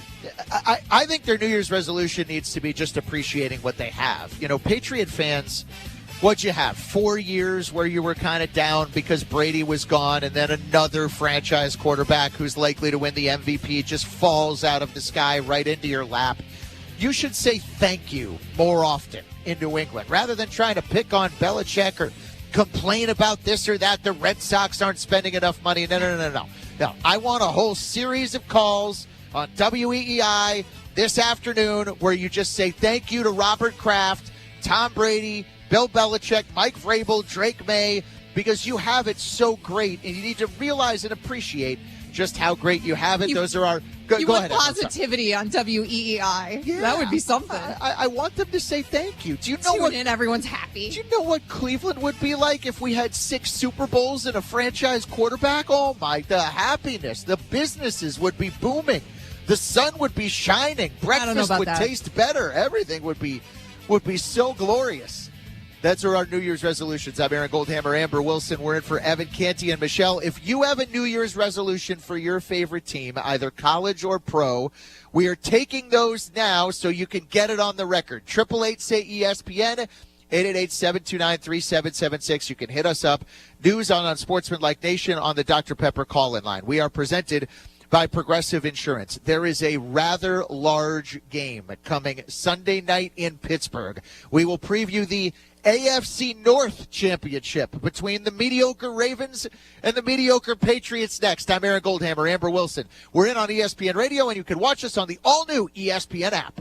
The NFL on ESPN Radio. The Rams are the team to beat, period, end of story. Week to week, team to team. He's got it, touchdown! And one thing that I think they would love to do, win one in the home of the San Francisco 49ers. The NFL lives here. ESPN Radio. This college football moment is brought to you by Serve Pro. College football teams have moments they recovered from and made it like it never even happened. Like on September 24, 2016, when Tulsa found themselves down 31-0 to Fresno State with 10 minutes left in the second quarter. Tulsa fought back to tie the game at 41. And then won 48-41 in double overtime. Serve Pro, like it never even happened. It's your last chance to get Disney Plus, Hulu, and the ESPN app for one incredible price. With the ESPN app, you can watch some of football's biggest postseason games, including epic bowl matchups, the College Football Playoff, and NFL Wild Card and Divisional Playoff games. Get it all for $29.99 a month for 12 months. Visit Disney Plus Hulu ESPNBundle.com for details. Ad-supported plan auto-renews at regular price. Currently $35.99 a month. Subject to change unless canceled. Ends January 5th, 2026. Terms apply. You're great, Tim. You're great to have on. We love what you do. You're very talented as a manager taking care of Gelfrix and dedicated diesel, but I'm impressed how much energy you have for all that. We're just honored to be able to wear the GFT logo and do that, and the people at Dedicated Diesel do a great job. Everybody needs to get over there and get those awesome, like new used mowers bought up and get out of there so we have room for some new ones. 217-328-0562, give you a great deal and get those things going. And where's that located? But that's at 1313 Triumph Drive in Urbana. We've got a wonderful crew, and at the end of the year here, I just want to thank all of our drivers, customers, and employees. We have the best guy to work for in Gail Fredericks. You all and your families have a Happy New Year, and I'll talk to you next year. Thank you, Tim. Tim Onstop, Pitmaster Extraordinaire, Gail Fredericks Trucking, and Dedicated Diesel. At Parkland College, your future is closer than you think. Transferable credits help you save big on a 4-year degree. Expert training in high-demand fields helps put you in the job you want. You'll find support when you need it and plenty of ways to get involved, make friends, and build your community. Great futures start at Parkland College. Enroll now at parkland.edu/spring26. Hi, I'm Tyler Weaver, president of Carpet Weavers Flooring and Furniture Gallery. It's time to come home to Carpet Weavers. We don't want you to just like your new floors. We want you to love them. From waterproof floors and carpet to furnitures and design advice, we've got a team of experts on your side. We'll get you the best price and the best quality products. And complete your home with furniture and accessories. Buy it all with free financing too. Come home to Carpet Weavers, where floors, furniture, and family meet. New year, new you. But what about that mountain of junk? Start fresh with 2 men in a junk truck. We'll swoop in like clutter superheroes, furniture, boxes, appliances, you name it, gone. No stress, no heavy lifting, just more room to breathe. Garage disaster? Back bedroom chaos? We've seen it all, and we'll haul it all. So kick off the year with space that feels brand new. Book today at 2meninajuncktruck.com. 2 Men in a Junk Truck. Junk removal made simple and way less awkward than asking your brother-in-law for help. Hi, I'm Troy Lands from Lands Heating, Cooling, and Plumbing. Right now at Lands, it's a great time to buy a new Trane heating and cooling system. We are offering special financing or up to $1,500 off any qualifying Trane system. At Lands, we know what it takes to deliver exceptional comfort, and we offer a 100% satisfaction guarantee. So if you are thinking of a new comfort system, now is the time to buy. And remember, it's hard to stop a Trane. I'm Troy Lands. You can count on my company because you can count on me. It's been Mike's on ESPN Radio. We're on the ESPN app, and you can check us out on SiriusXM Channel 80. We're presented by Progressive. Save when you bundle RV and boat insurance. Visit Progressive.com. That is Progressive.com. Amber, I got to apologize to the New England Patriots. I guess in the last segment at one point I called them mediocre when I was trying to call either the Steelers or the Ravens mediocre. The Mediocrity Bowl is the AFC North Championship game, Sunday night. 8:20. Obviously, the Patriots are having an excellent year. They've beaten one team with a winning record, so I will throw that out there. But they're having an excellent season. They could even be the number 1 seed, although I think Denver, I like how you just insulted them as you were apologizing to them. Because I'm jealous of them, which is understandable. So am I. Which is totally understandable. We're taking New Year's resolutions for your teams before we're previewing the Mediocrity Bowl on Sunday night. 888-SAY-ESPN, 888-729-3776. On this New Year's morning, we go to Josh, who is in South Carolina, is on ESPN Radio. What's up, Josh? Hey, good morning. Happy New Year. I got 2 quick ones for you. First one, happiness and thankfulness that my team's actually in the playoff hunt, and that's the Carolina Panthers. I know it's not good enough for some teams, but for the first time in 8 years, we have a snip of a chance, and I'm excited. The second one for you guys real quick is an offensive coordinator would be nice. Dave Canales seems like an awesome coach. I just feel like there's something about he won't throw the ball downfield. And if you remember back in the day, Leggett used to take post routes to the house at South Carolina. So Yeah. Open the playbook, please, brother. You know, and that is, my guess, going to factor into what happens on Saturday. Carolina, by the way, for people that don't understand this, could win that division at 8-9, Amber, if the Falcons beat the Saints. Mm-hmm. So Carolina really has the inside track here, because if Tampa wins that game, then they have to sweat out the Falcons-Saint game on Sunday and hope that New Orleans wins, because Atlanta could create a three-way tie that would make a mess of that division, which is a mess anyway. I think the offense is getting slowly better, Carolina. I don't know that I'd give Bryce Young a giant contract extension, but he's proven that he could win some games. Right. Some of their wins, Amber, they've beaten the Packers.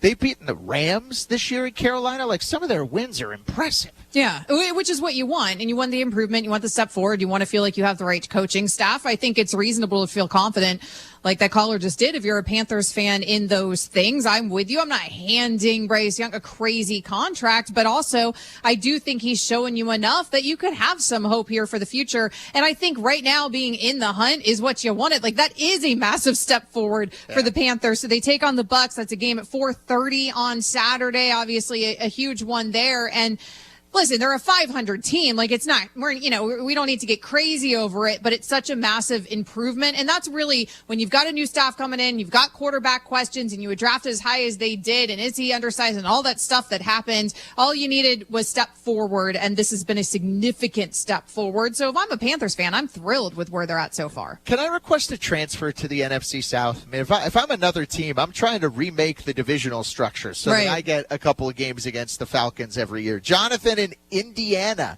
joins us on Unsportsmanlike, potential future home of the Chicago Bears. What's up, Jonathan? What's going on, guys? Thanks for having me. Happy New Year. Yeah, my new resolution for the Colts is we need a quarterback. We need to stop getting these old quarterbacks from other teams. My wish is we can figure out a way. I mean, I don't know. Ballard's already traded away all of our first-round picks for, I don't know, till like 2028. So I don't know what we're going to do there. But we need to find somehow to get a good young quarterback in there. Daniel Jones isn't going to – I mean, I know he's coming back from injury, Jonathan, but I think he's probably going to be the plan for the Colts moving it. I don't know how else – I mean, they could try to go out and get Mac Jones or something, but I think probably Daniel Jones is going to be the guy, Amber. Yeah, Daniel Jones, I would imagine, because of what he did show before the injury, but it's not really on the Colts this particular season for not trying to get the younger quarterback. Not only did they bring in Daniel Jones, but remember a guy named Anthony Richardson? So even if these quarterbacks aren't working out, and largely because of health, by the way, that's the situation that they were in and why they went to Phillip Rivers. They didn't bring in Grandpa, and I love grandfathers. I want that on the record. There seems to be some confusion in the control room in Bristol. I don't know what's happening there. I've loved this Phillip Rivers experience, okay? We need to bring more grandpas back into the NFL. No, we but don't. You're not bringing in Grandpa. No. You're not bringing in Grandpa because that was your plan moving forward, or because you were not at a point of desperation. That was just trying to throw something against the wall and hoping it sticks. But they were there because of health. They weren't there because they didn't have any sorts of plans in place. They did try to bring in the young quarterbacks, and frankly, they're going to have those two guys moving forward. I don't know if they work out for Indianapolis, but if you're worried about age, neither of those guys are old. Amber, grandpas can be NFL head coaches. Grandpas can be NFL owners. Stop. He proved that a grandpa can play in the NFL. I mean, he came in with zero preparation. I know he didn't get the wins, but the way that he was effective against those defenses, the way that he was, those audibles at the line, it was like poetry, Aaron, the way that he was reading those defenses at the line. Him shot put the ball was not poetry necessarily. Listen, it can't all be perfect, okay? He is in his mid-40s, but you and me are around the same age. We're around, I'm not, Phillip Rivers much older than me, but we're all in our 40s, and he was taking one for all of us, man. He was out there, he's representing the 40-somethings. We all still got it, Goldhammer, if he still got it. Is that the best option for the Colts then? It's just to go to another old guy and bring in Aaron Rodgers? Ooh, no.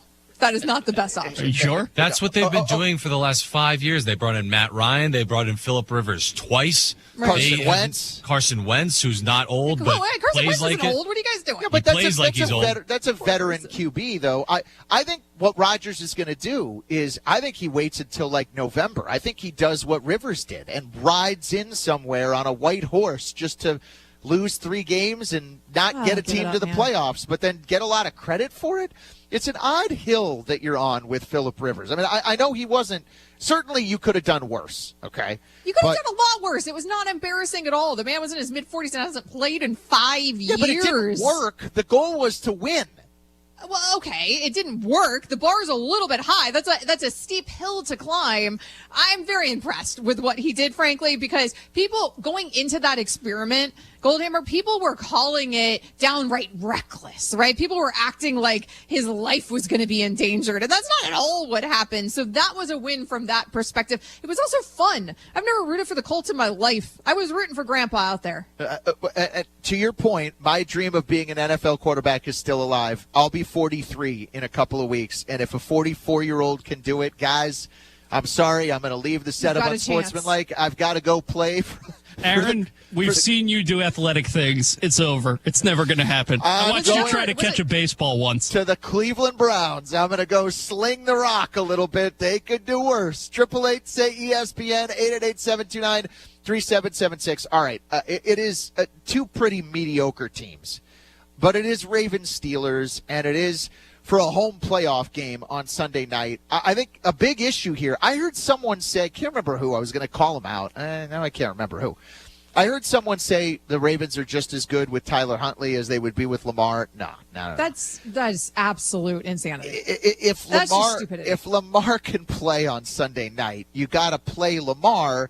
But you need to lean into Derrick Henry being the focal point of what you're doing. Well, that's fine. We can have a conversation about the way that the game plan is and where you need to make things a little bit easier on your quarterback who has struggled with his health problems this season. So, yes, when you're having a quarterback who's injured come into a game and start for you, no matter how many MVPs he's won, let's go ahead and give him a little help with that magnificent running game that you have. And that seems to have been a struggle with the game plan this season with Harbaugh. And I do think that coaching staff deserves the criticism from that. But the idea that you don't start Lamar if Lamar is good to go is absolute lunacy. He's not going to be like perfect, and neither is TJ Watt. But I think both of those guys, if I had to guess, and right now it's Thursday morning, and so we got a ways to go to get to Sunday night. I think both of them are going to play.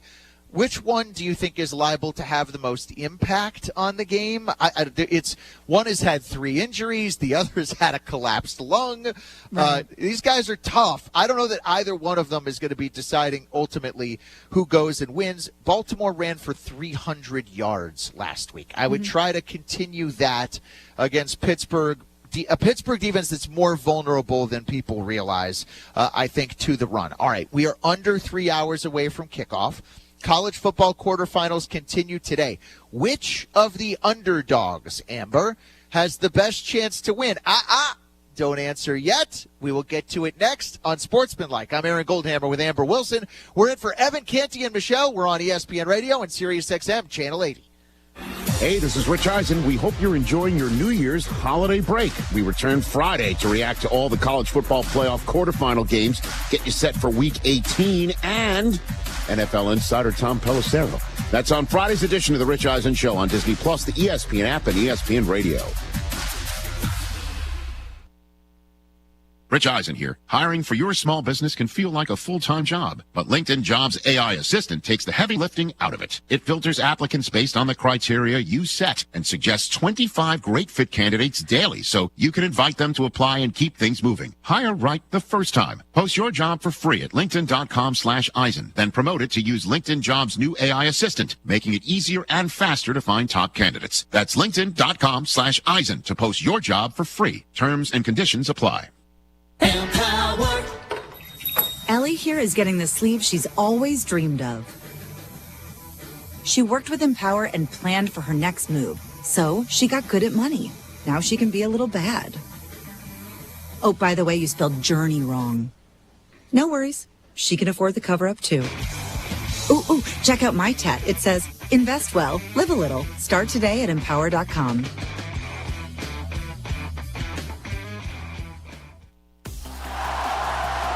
Jets Pizza and Stevie J Broadcasting want to send you to the next Fighting Illini home basketball game. Text Illini to 217-359-2255 and you could be on your way to State Farm Center. Stop by Jets Pizza at Neal and Green Street or Round Barn off Springfield and Mattis for their delicious Detroit-style pizza. Text Illini to 217-359-2255 to win tickets from Jets Pizza and Stevie J Broadcasting. At Pards in Urbana, the boots just keep on coming. They're known for their huge collection of men's cowboy boots, women's cowgirl boots, kids' boots, and even shoes. If you're searching for top footwear brands, look no further than Pards. They carry a wide variety, including Ariat, Dan Post, Smoky Mountain, Roper, Double H, and more. And if socks or accessories are what you need, they've got all your high-quality essentials. Since 1968, Pards has been serving their customers with high-quality merchandise. And if you haven't been to Pards in a while, a lot has changed. Go check them out just off University Avenue in Urbana.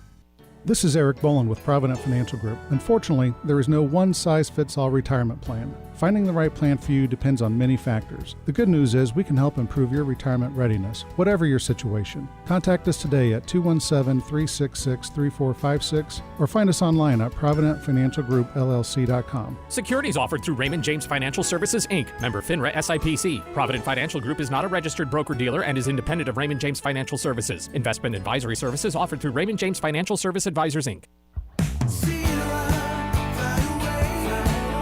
Your trip to Phoenix Mesa just got closer. Sierra to Mesa is here with seasonal service and more value on Allegiant starting February 13th, 2026. Book your nonstop flight from Bloomington on Sierra.com/Allegiant. From outdoor adventures to Cub Spring training, Mesa awaits. Take advantage of this seasonal service now. Close, convenient. Sierra. When sewer or septic trouble hits, visit Berg Sewer and Septic. Family-owned and proudly serving Central Illinois, Berg specializes in sewer repair, septic service, water line repairs, sump pumps, and drainage solutions. They don't upsell, they solve the problem right the first time. From backups to breakdowns, count on Central Illinois' most trusted septic service. Berg Sewer and Septic. Dependable, honest, local. Get a second opinion you can trust. Visit bergtanksinc.com. I've got to clean out this garage. Let's see. What's the cheapest and easiest dumpster service in our area? Here's what I found. The doggy bag. Think she's broken. I'm not looking for takeout. Siri, try again. The doggy bag from Bulldog Disposal in Mahomet. Doggy bag? What's that? If you got junk that needs to go, but you don't want the hassle of having an enormous dumpster delivered, grab a doggy bag, keep it as long as you need. They'll come take it away. For more information, just visit bulldoggybag.com. That's bulldoggybag.com.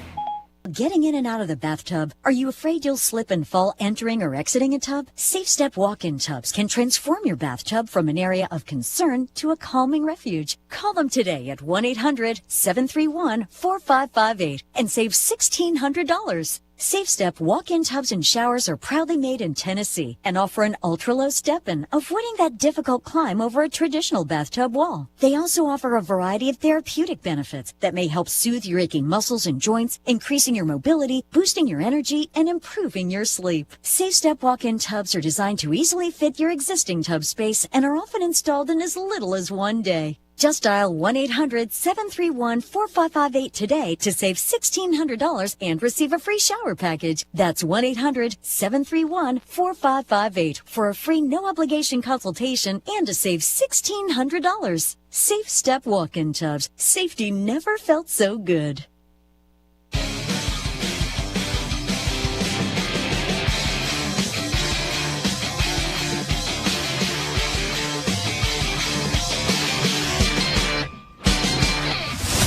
This is Unsportsmanlike.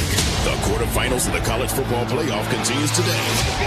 First, it's Oregon versus Texas Tech, followed by Alabama, Indiana, and then Ole Miss faces Georgia. Touchdown! The magic continues on the mountaintop. The college football playoff quarterfinals on ESPN Radio and on ESPN. 2.5 hours away, kickoff, Oregon, Texas Tech. It is the Capital One Orange Bowl. Oregon, a 2.5-point favorite. 4 o'clock, ESPN Radio, ESPN. Rose Bowl, presented by Prudential. Alabama takes on number 1 Indiana. And then 8 o'clock tonight, ESPN, ESPN Radio. College football playoff quarterfinal at the All-State Sugar Bowl between Ole Miss and Georgia. Indiana, a 7-point favorite. Georgia, a 6.5-point favorite. Are we giving the underdogs any chance on Sportsmanlike? Is on ESPN Radio. We're on the ESPN app. We're on SiriusXM Channel 80. I'm Aaron Goldhammer. She is Amber Wilson. We're in for Evan Canty and Michelle. Do you give the underdogs a shot, Amber, today? I mean, how could you not after what we saw just last night? Obviously, you're going to give the underdogs a shot. Frankly, in all three of these games, I can make an argument for the underdog. Now, I'm not expecting all three of these games to be upsets. If I have to choose one, Aaron, that I think is the most likely upset, I might actually choose the team going up against the best team in the country, going up against the Heisman Trophy winner. And that team, of course, SEC. being the Alabama Crimson Tide. Speaking of the SEC, Aaron Goldhammer, Indiana is 0-4 all-time in bowl games against SEC opponents. Of course, they're Indiana. This isn't your grandfather's. This isn't Phillip Rivers' Indiana team. That is true. They are carrying a 7-game losing streak in the postseason into their second playoff appearance because we do know what happened last season to them. And we're also talking about with Indiana, yes, this is the first time Indiana's in this situation, right? And this is a new Indiana team. And obviously, Mendoza's unbelievable and all of those things. But let's not forget how good Kalen DeBoer is against AP top-ranked teams in his career. And let's not forget how good Alabama is in terms of its talent level. So although Alabama should be an underdog in this game, that's fair. They've earned that. I do think Alabama has a real shot here against Indiana. I think the game with the potential upset, I like how Ole Miss is playing right now, Amber. And I like the fact that they can rally around goodbye to Lane Kiffin. If that's losing a quarterback, if that's losing a big defensive tackle, then I think it affects your team. What did Lane Kiffin do for them on game day that should affect the spread of this game necessarily? All the other assistants are there. And I think Pete Golding will do a fine job. I think Ole Miss is as talented as Georgia. I think they have a better quarterback than Georgia does, frankly, Amber. And I understand why Georgia's favored, but I've always had this sneaking suspicion that while everybody counts Ole Miss out because their coach stabbed them in the back and went to LSU, that was somehow going to be a rallying cry for Trinidad Chambliss and company. Ole Miss has been one of the best teams in the country, Amber, all year, and I think they could win the Sugar Bowl outright tonight. Do you think I'm crazy? I don't think you're crazy because I do think that the emotions factor into this. And you're right. I guess Ole Miss has that emotional component that it's really, really hard to analyze. But if we are analyzing what we can in terms of football, it's a very different Georgia team than it was earlier in the season. And that's why I don't love this pick from you, because we're talking about a Georgia team that through the first half of the season, they were allowing almost 20 points per game in their first 9 games of the season. They've held each of their past 4 opponents to 10 or fewer points. This is a stifling defense for the Georgia Bulldogs, and that's what Ole Miss is up against. Ole Miss blew that 9-point lead in the fourth quarter, lost by UGA the last time we saw these two teams play, and UGA is even better since that game. And yes, that game, of course, was coached by Lane Kiffin. So it's not out of the realm of possibility. It's just not where I would put my money. I know the rosters are different. Georgia went to Ole Miss and got their butts kicked last year. So I just would keep that in mind if you think that the physicality and the line of scrimmage and all of that for Georgia is going to be a big difference in the game. Alabama is coming off a nice win over Oklahoma. I think this is a totally different animal, though, to play Indiana, who wasn't just the best team in the Big Ten. I think they showed by beating Ohio State in the Big Ten championship game. They deserve the number 1 overall seed. They're the only undefeated team left. And while everybody makes a big deal about Fernando Mendoza, where Curt Cignetti really changed this team, is that they can play real defense, Amber. I think the best defense on the field today is Indiana's defense and not Georgia's defense in the Sugar Bowl and not Texas Tech's defense in the Orange Bowl, I think they're actually going to get a good defensive performance to really carry them. And I think they're only going to need about 15 points to beat Ty Simpson in Alabama today. If we were talking about the Georgia before the last few games, I would agree with you. But nevertheless, let's stick to Indiana for a second. You're right. It's an excellent team. It's that whole undefeated part of the conversation, though, that makes me a little bit nervous. Look what we saw from Ohio State yesterday against Miami. And no, not the same teams, not the same situations. But I think what we did see is that if you're not tested enough during the regular season, and if you don't find yourself down big, and if you don't have to climb back from the adversity, Indiana has been arguably the best team all season long. They have the undisputed, really, Heisman Trophy winner. I mean, Diego Pavia didn't do himself any favors in his bowl game.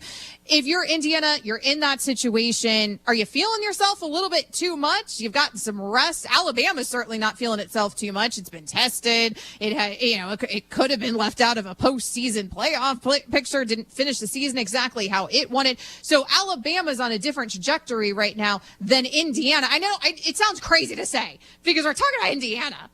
How can we have the conversation that Indiana is feeling itself too much? It's Indiana. But the reality is they've been at the top of these rankings throughout most of the season, and they do have the best quarterback in the game. And so could that trip them up when you're talking about this stage against that team and if they find themselves down early? It's interesting to see how Texas Tech plays, and then that might affect my pick for the next two games. Because these bye teams, Amber, are 0-5 now in the 2 years of the college football playoff. Now, I get it. Last year, there was Oregon, but there was also Boise and Arizona State that weren't real. The bye system was a mess the first year. They fixed that this year, so now really the four best teams got the byes.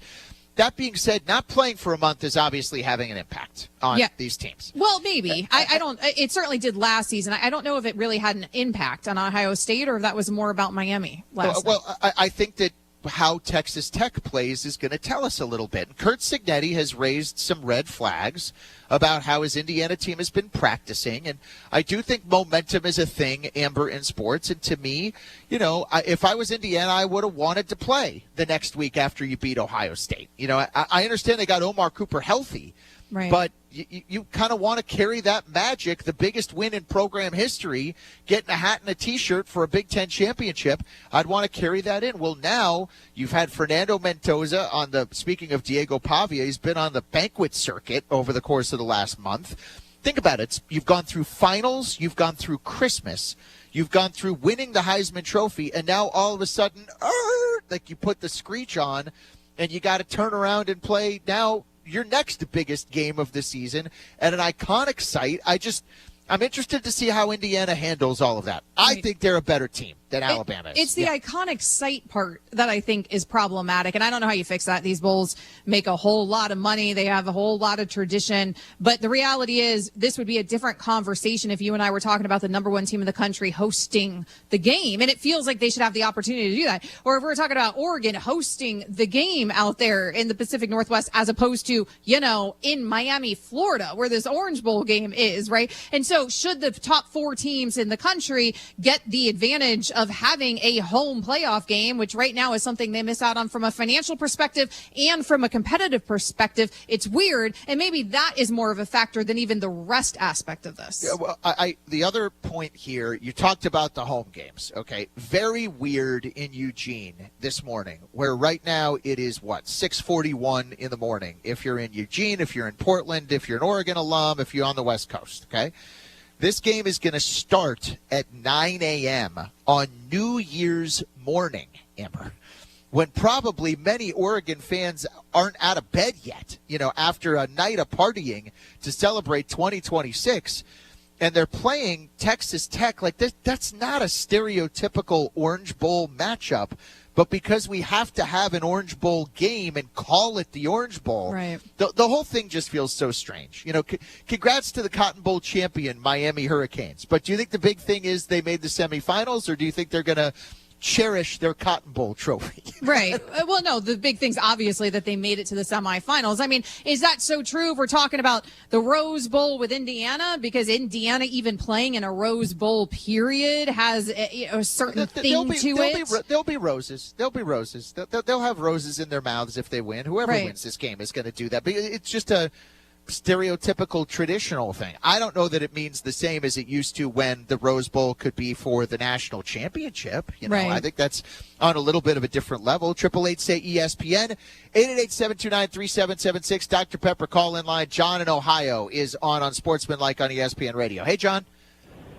Hey, yeah, I got to agree with you on the Ole Miss. I won't even call it an upset. I think they're going to play with absolute fire on their back. I'm a Buckeye fan. I'm on a group thread, me and my two buddies, right? And I said as soon as Kiffin went to LSU, I do not want to play Ole Miss in the CFB. Well, you Absolutely got your wish. Not. That's my take, boys. You got your wish. Thank you. Thank you, and Amber, boys and Amber. Boys and me. Yes. Liz, do you think it's an advantage or a disadvantage that these two teams are so familiar with each other? Because this is the SEC matchup that we get. Obviously, we got them facing each other in the regular season as well. Sure, Kiffin was the coach there, but like you said, the entire staff was in place otherwise. Well, I think it's an advantage for Ole Miss that they have familiarity with Georgia. They know what it's like to face them, and in fact, many of the guys that are playing on Ole Miss's team beat them last year 28-10. They didn't just beat them; they dominated them in Oxford. Mm-hmm. So I think that was in Oxford. Yeah, Very it gives different. it, but that gives it. It's not like this game is in Athens, though. No, it's not. And listen, maybe if Georgia was doing this between the hedges, maybe you'd feel less confident about the upset. Yeah, right. Do you think there'll be more Georgia fans or Ole Miss fans? I'm sure Georgia fans, right? We'll probably there will be more Georgia fans, but it'll be well represented on both sides. Okay, and they get it in New Orleans, which is a good neutral site for those two. The neutral site of Miami for Texas Tech and Oregon is That's rough. 888 say ESPN. Let's go to Charleston, where Bill is standing by on this New Year's morning. What's up, Bill? Hey, good morning, guys. Happy New Year to y'all. About the college games, which, I'm really enjoying them so far, and I'm a kind of a Miami fan this particular year because of financial reasons. But, the contention I make, and I was wondering if you guys agree with this, everybody points out maybe the disadvantage of having that extra week of being off and the rust and everything else. But my contention is, and then last night was a perfect example, is the jitter aspect and the big stage. Because, these aren't NFL players. These are 18, 19-year-old kids, and they've never, regardless of what level, even teams that have played each other, Mississippi, Georgia, have played on a stage this large. Yeah. And in a lot of these games, you'll see the jitters coming out. And, again, if that game would have been 6 quarters last night, Ohio State probably would have won it. But it just the way they play from the first quarter on, in many cases, I think that extra week makes a difference. Appreciate the call. I think what Amber said is right. I think Miami's a better team than Ohio State. Nobody wants to admit it because it's Ohio State and it goes against conventional wisdom. Keontae Scott's 72-yard interception return for a touchdown is this week's Good Hands Moment of the Week. It's brought to you by Allstate. Some people just know they could save hundreds on car insurance by checking Allstate first. Visit allstate.com or call a local agent for a quote that could save you hundreds. You're in good hands with Allstate. On Sportsmanlike Moments of the Day, our next. I'm Aaron Goldhammer, Amber Wilson. This is on Sportsmanlike on ESPN Radio and the ESPN app. The quarterfinals of the college football playoff continues today. First, it's Oregon versus Texas Tech, followed by Alabama, Indiana, and then Ole Miss faces Georgia. Touchdown! The magic continues on the mountaintop. The college football playoff quarterfinals on ESPN Radio and on ESPN. Hi, I'm Diane Ducey, and the 2026 Muhammad Polar Plunge has their peer-to-peer fundraiser to benefit Special Olympic athletes in Region I. With free year-round sports trainings, competitions, health programs, and athlete leadership opportunities, you might want to take note now. To be involved with us at Lake of the Woods in Muhammad, Saturday, February 21st for the Muhammad Polar Plunge, kicking off at noon. Registration is at 10 a.m. and goes to 11:45. And afterwards, my son Aiden, as a Special Olympic athlete, loves to help hand out the plungers to all those who reach their fundraising goals. Plus, there's a costume contest and the Cool School Challenge, plus the College Cup is handed out. Registration for plungers is open now at support.soill.org/Plunge Muhammad. Support Special Olympic athletes in Region I with Stevie J Broadcasting. 3, 2, 1, Happy New Year! It's that time of year. Dick Van Dyke Appliance World's end-of-year blowout sale. Hey, it's Paul Reekin from Dick Van Dyke Appliance World. Paul, I need a deal on a refrigerator. 28 cubic foot French doors starting at $14.99. Wow, that's a stocking stuffer right there. Christmas is over, but leave those stockings up, friend. Paul, I need to ring in the new year with a good range at a low, low price. Name brand gas and electric ranges starting at $5.49. That warms me up all over. I can see that. Paul, I need a washer. Mine went out. I'm up a creek and didn't get very much Christmas money this year. Uh-oh, naughty list guy. Washer starting at $4.79 plus a matching dryer, same price at $4.79. Just need the washer. I said Santa wasn't kind this year. My bad, naughty guy. How about a dishwasher? Stainless steel interior dishwashers starting at $4.49. Mind blown. This is the Dick Van Dyke Appliance World end-of-year blowout sale going on now. Wow.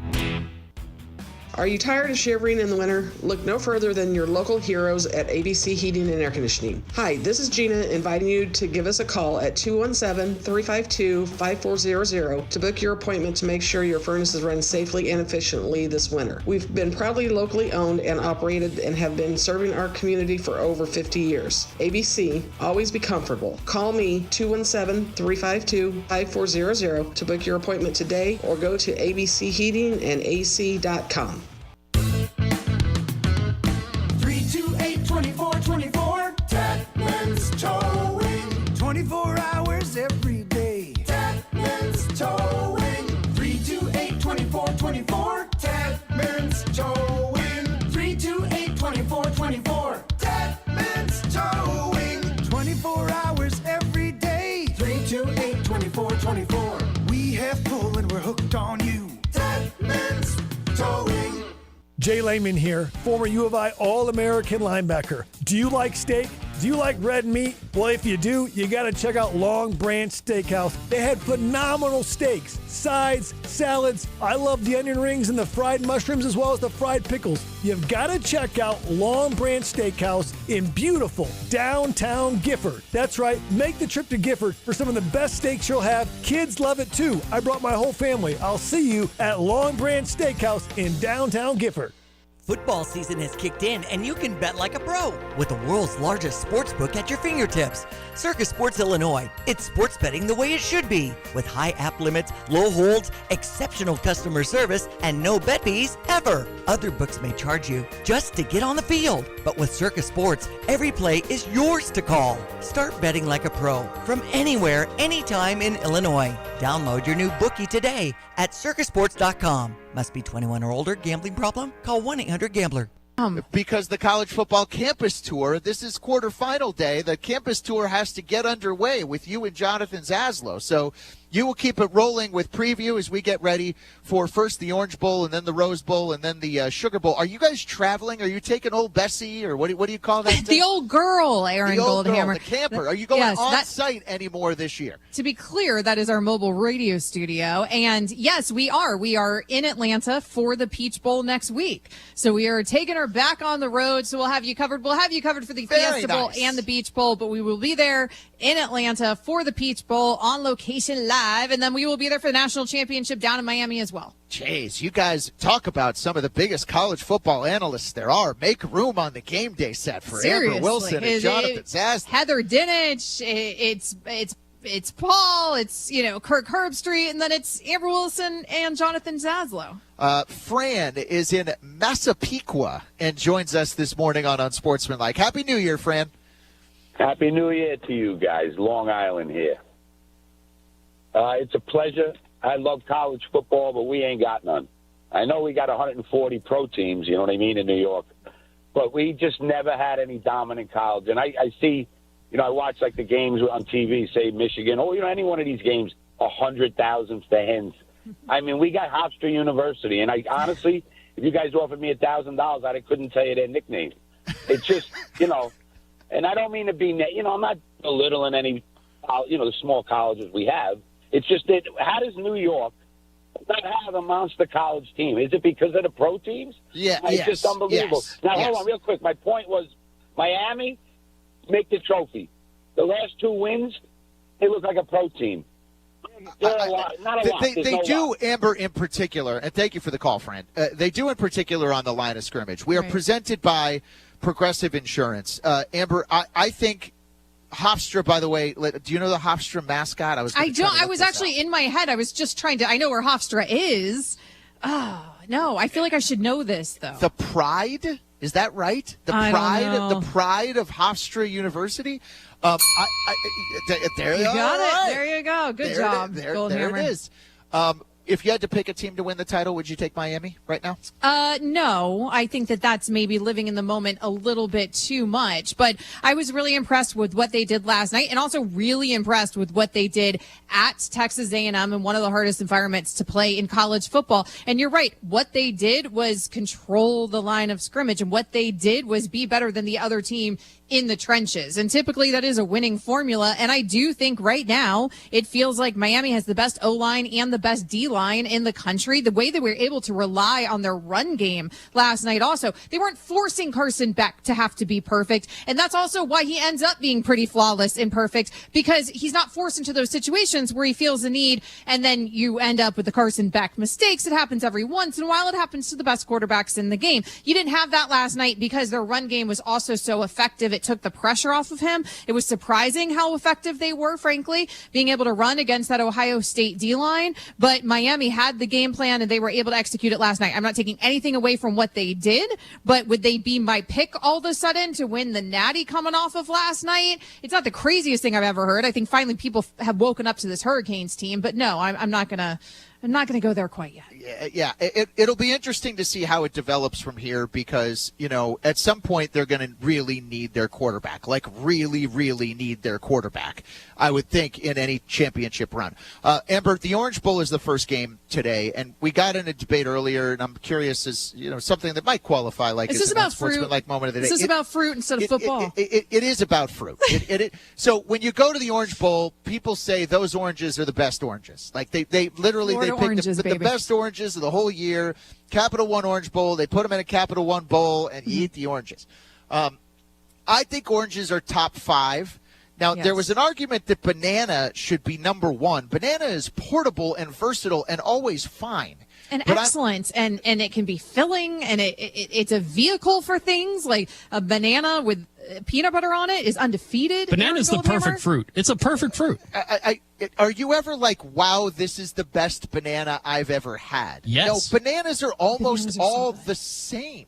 No, that is so wrong. Hold on, I'm not putting down you bananas. can see it visually whether they're the same or not. I think true. Dole or Chiquita would make a fine banana. I go to Florida and get the oranges in Florida because they are so good. That's what made the Orange Bowl the Orange Bowl. I think there's probably a difference in bananas. There's certainly a difference in the ripeness of bananas, and then there are different types of bananas. And where do you put plantains on the list? Banana is an excellent fruit. Plantains don't make the top 5. I don't know about that. When there's a potassium bowl, you're going to be sorry. There will. Where would the banana bowl be? There's a banana boat, but there's no banana bowl. Amber continues, and the College Tailgate Show is next. I'm Aaron Goldhammer. This has been on Sportsmanlike on ESPN Radio and the ESPN Out on the app. course, they're the PGA Tour's best players. But in the arena, they're prime time. And Season 2 of TGL presented by SoFi is back with lights, cameras, action. We're talking big moments, big personalities, big names in the stands, all on the big screen. Big-time matchups with shot clocks, hammer drops, timeouts, overtime, and playoffs. It's city versus city, squad versus squad. The sport just hits different under the lights. It's TGL presented by SoFi. Keep up. It's golf. Tune into every match. Only on ESPN. Hey, fans! Welcome back to Fansville's Cheers and Tears. Oh. Okay, so everybody deals with losing, right? To a rival on a last-second field goal. Whatever, it's fine. I'm totally fine. But I cope with losing with an ice-cold Dr. Pepper.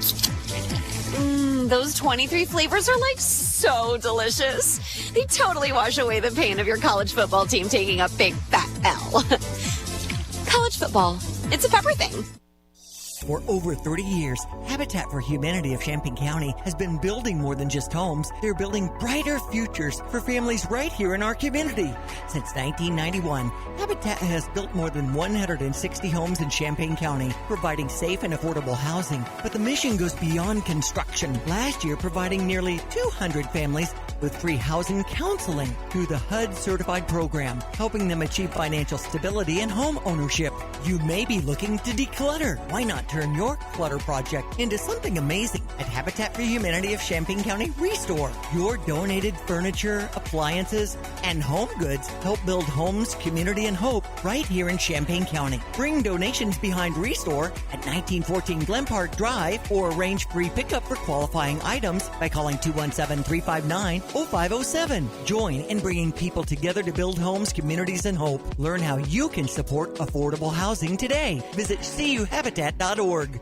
It's great when hard work and experience are recognized. Hi, this is Ryan Heiser, President and CEO of Fisher National Bank. I am thrilled to share that Fisher National has been ranked 7th in the nation as a top lender in mortgage loans among banks with asset size of $300 million to $1 billion by our National Banking Association. This recognition is a testament to our lending team's dedication and expertise. After all, better banking experiences start with local people and local decision making. If you're in the market for a new home or considering refinancing your existing home, let our team at Fisher National Bank earn your business and trust. We offer competitive rates with low closing costs, and we locally service almost all of our loans. Come see us with all your home mortgage needs and experience the top-notch service that has earned us national recognition. Learn more at fishernational.com or stop by one of our branches today. Fisher National Bank. Exceptional communities, exceptional people. Member FDIC, Equal Housing Lender. 3, 2, 1, Happy New Year! It's that time of year. Dick Van Dyke Appliance World's end-of-year blowout sale. Hey, it's Paul Rican from Dick Van Dyke Appliance World. Paul, I need a deal on a refrigerator. 28 cubic foot French doors starting at $14.99. Wow, that's a stocking stuffer right there. Christmas is over, but leave those stockings up, friend. Paul, I need to ring in the new year with a good range at a low, low price. Name brand gas and electric ranges starting at $549. That warms me up all over. I can see that. Paul, I need a washer. Mine went out. I'm up a creek and didn't get very much Christmas money this year. Uh-oh, naughty list guy. Washer starting at $479 plus a matching dryer, same price at $479. Just need the washer. I said Santa wasn't kind this year. My bad, naughty guy. How about a dishwasher? Stainless steel interior dishwashers starting at $449. Mind blown. It's the Dick Van Dyke Appliance World end-of-year blowout sale going on now. Wow. Are you tired of shivering in the winter? Look no further than your local heroes at ABC Heating and Air Conditioning. Hi, this is Gina inviting you to give us a call at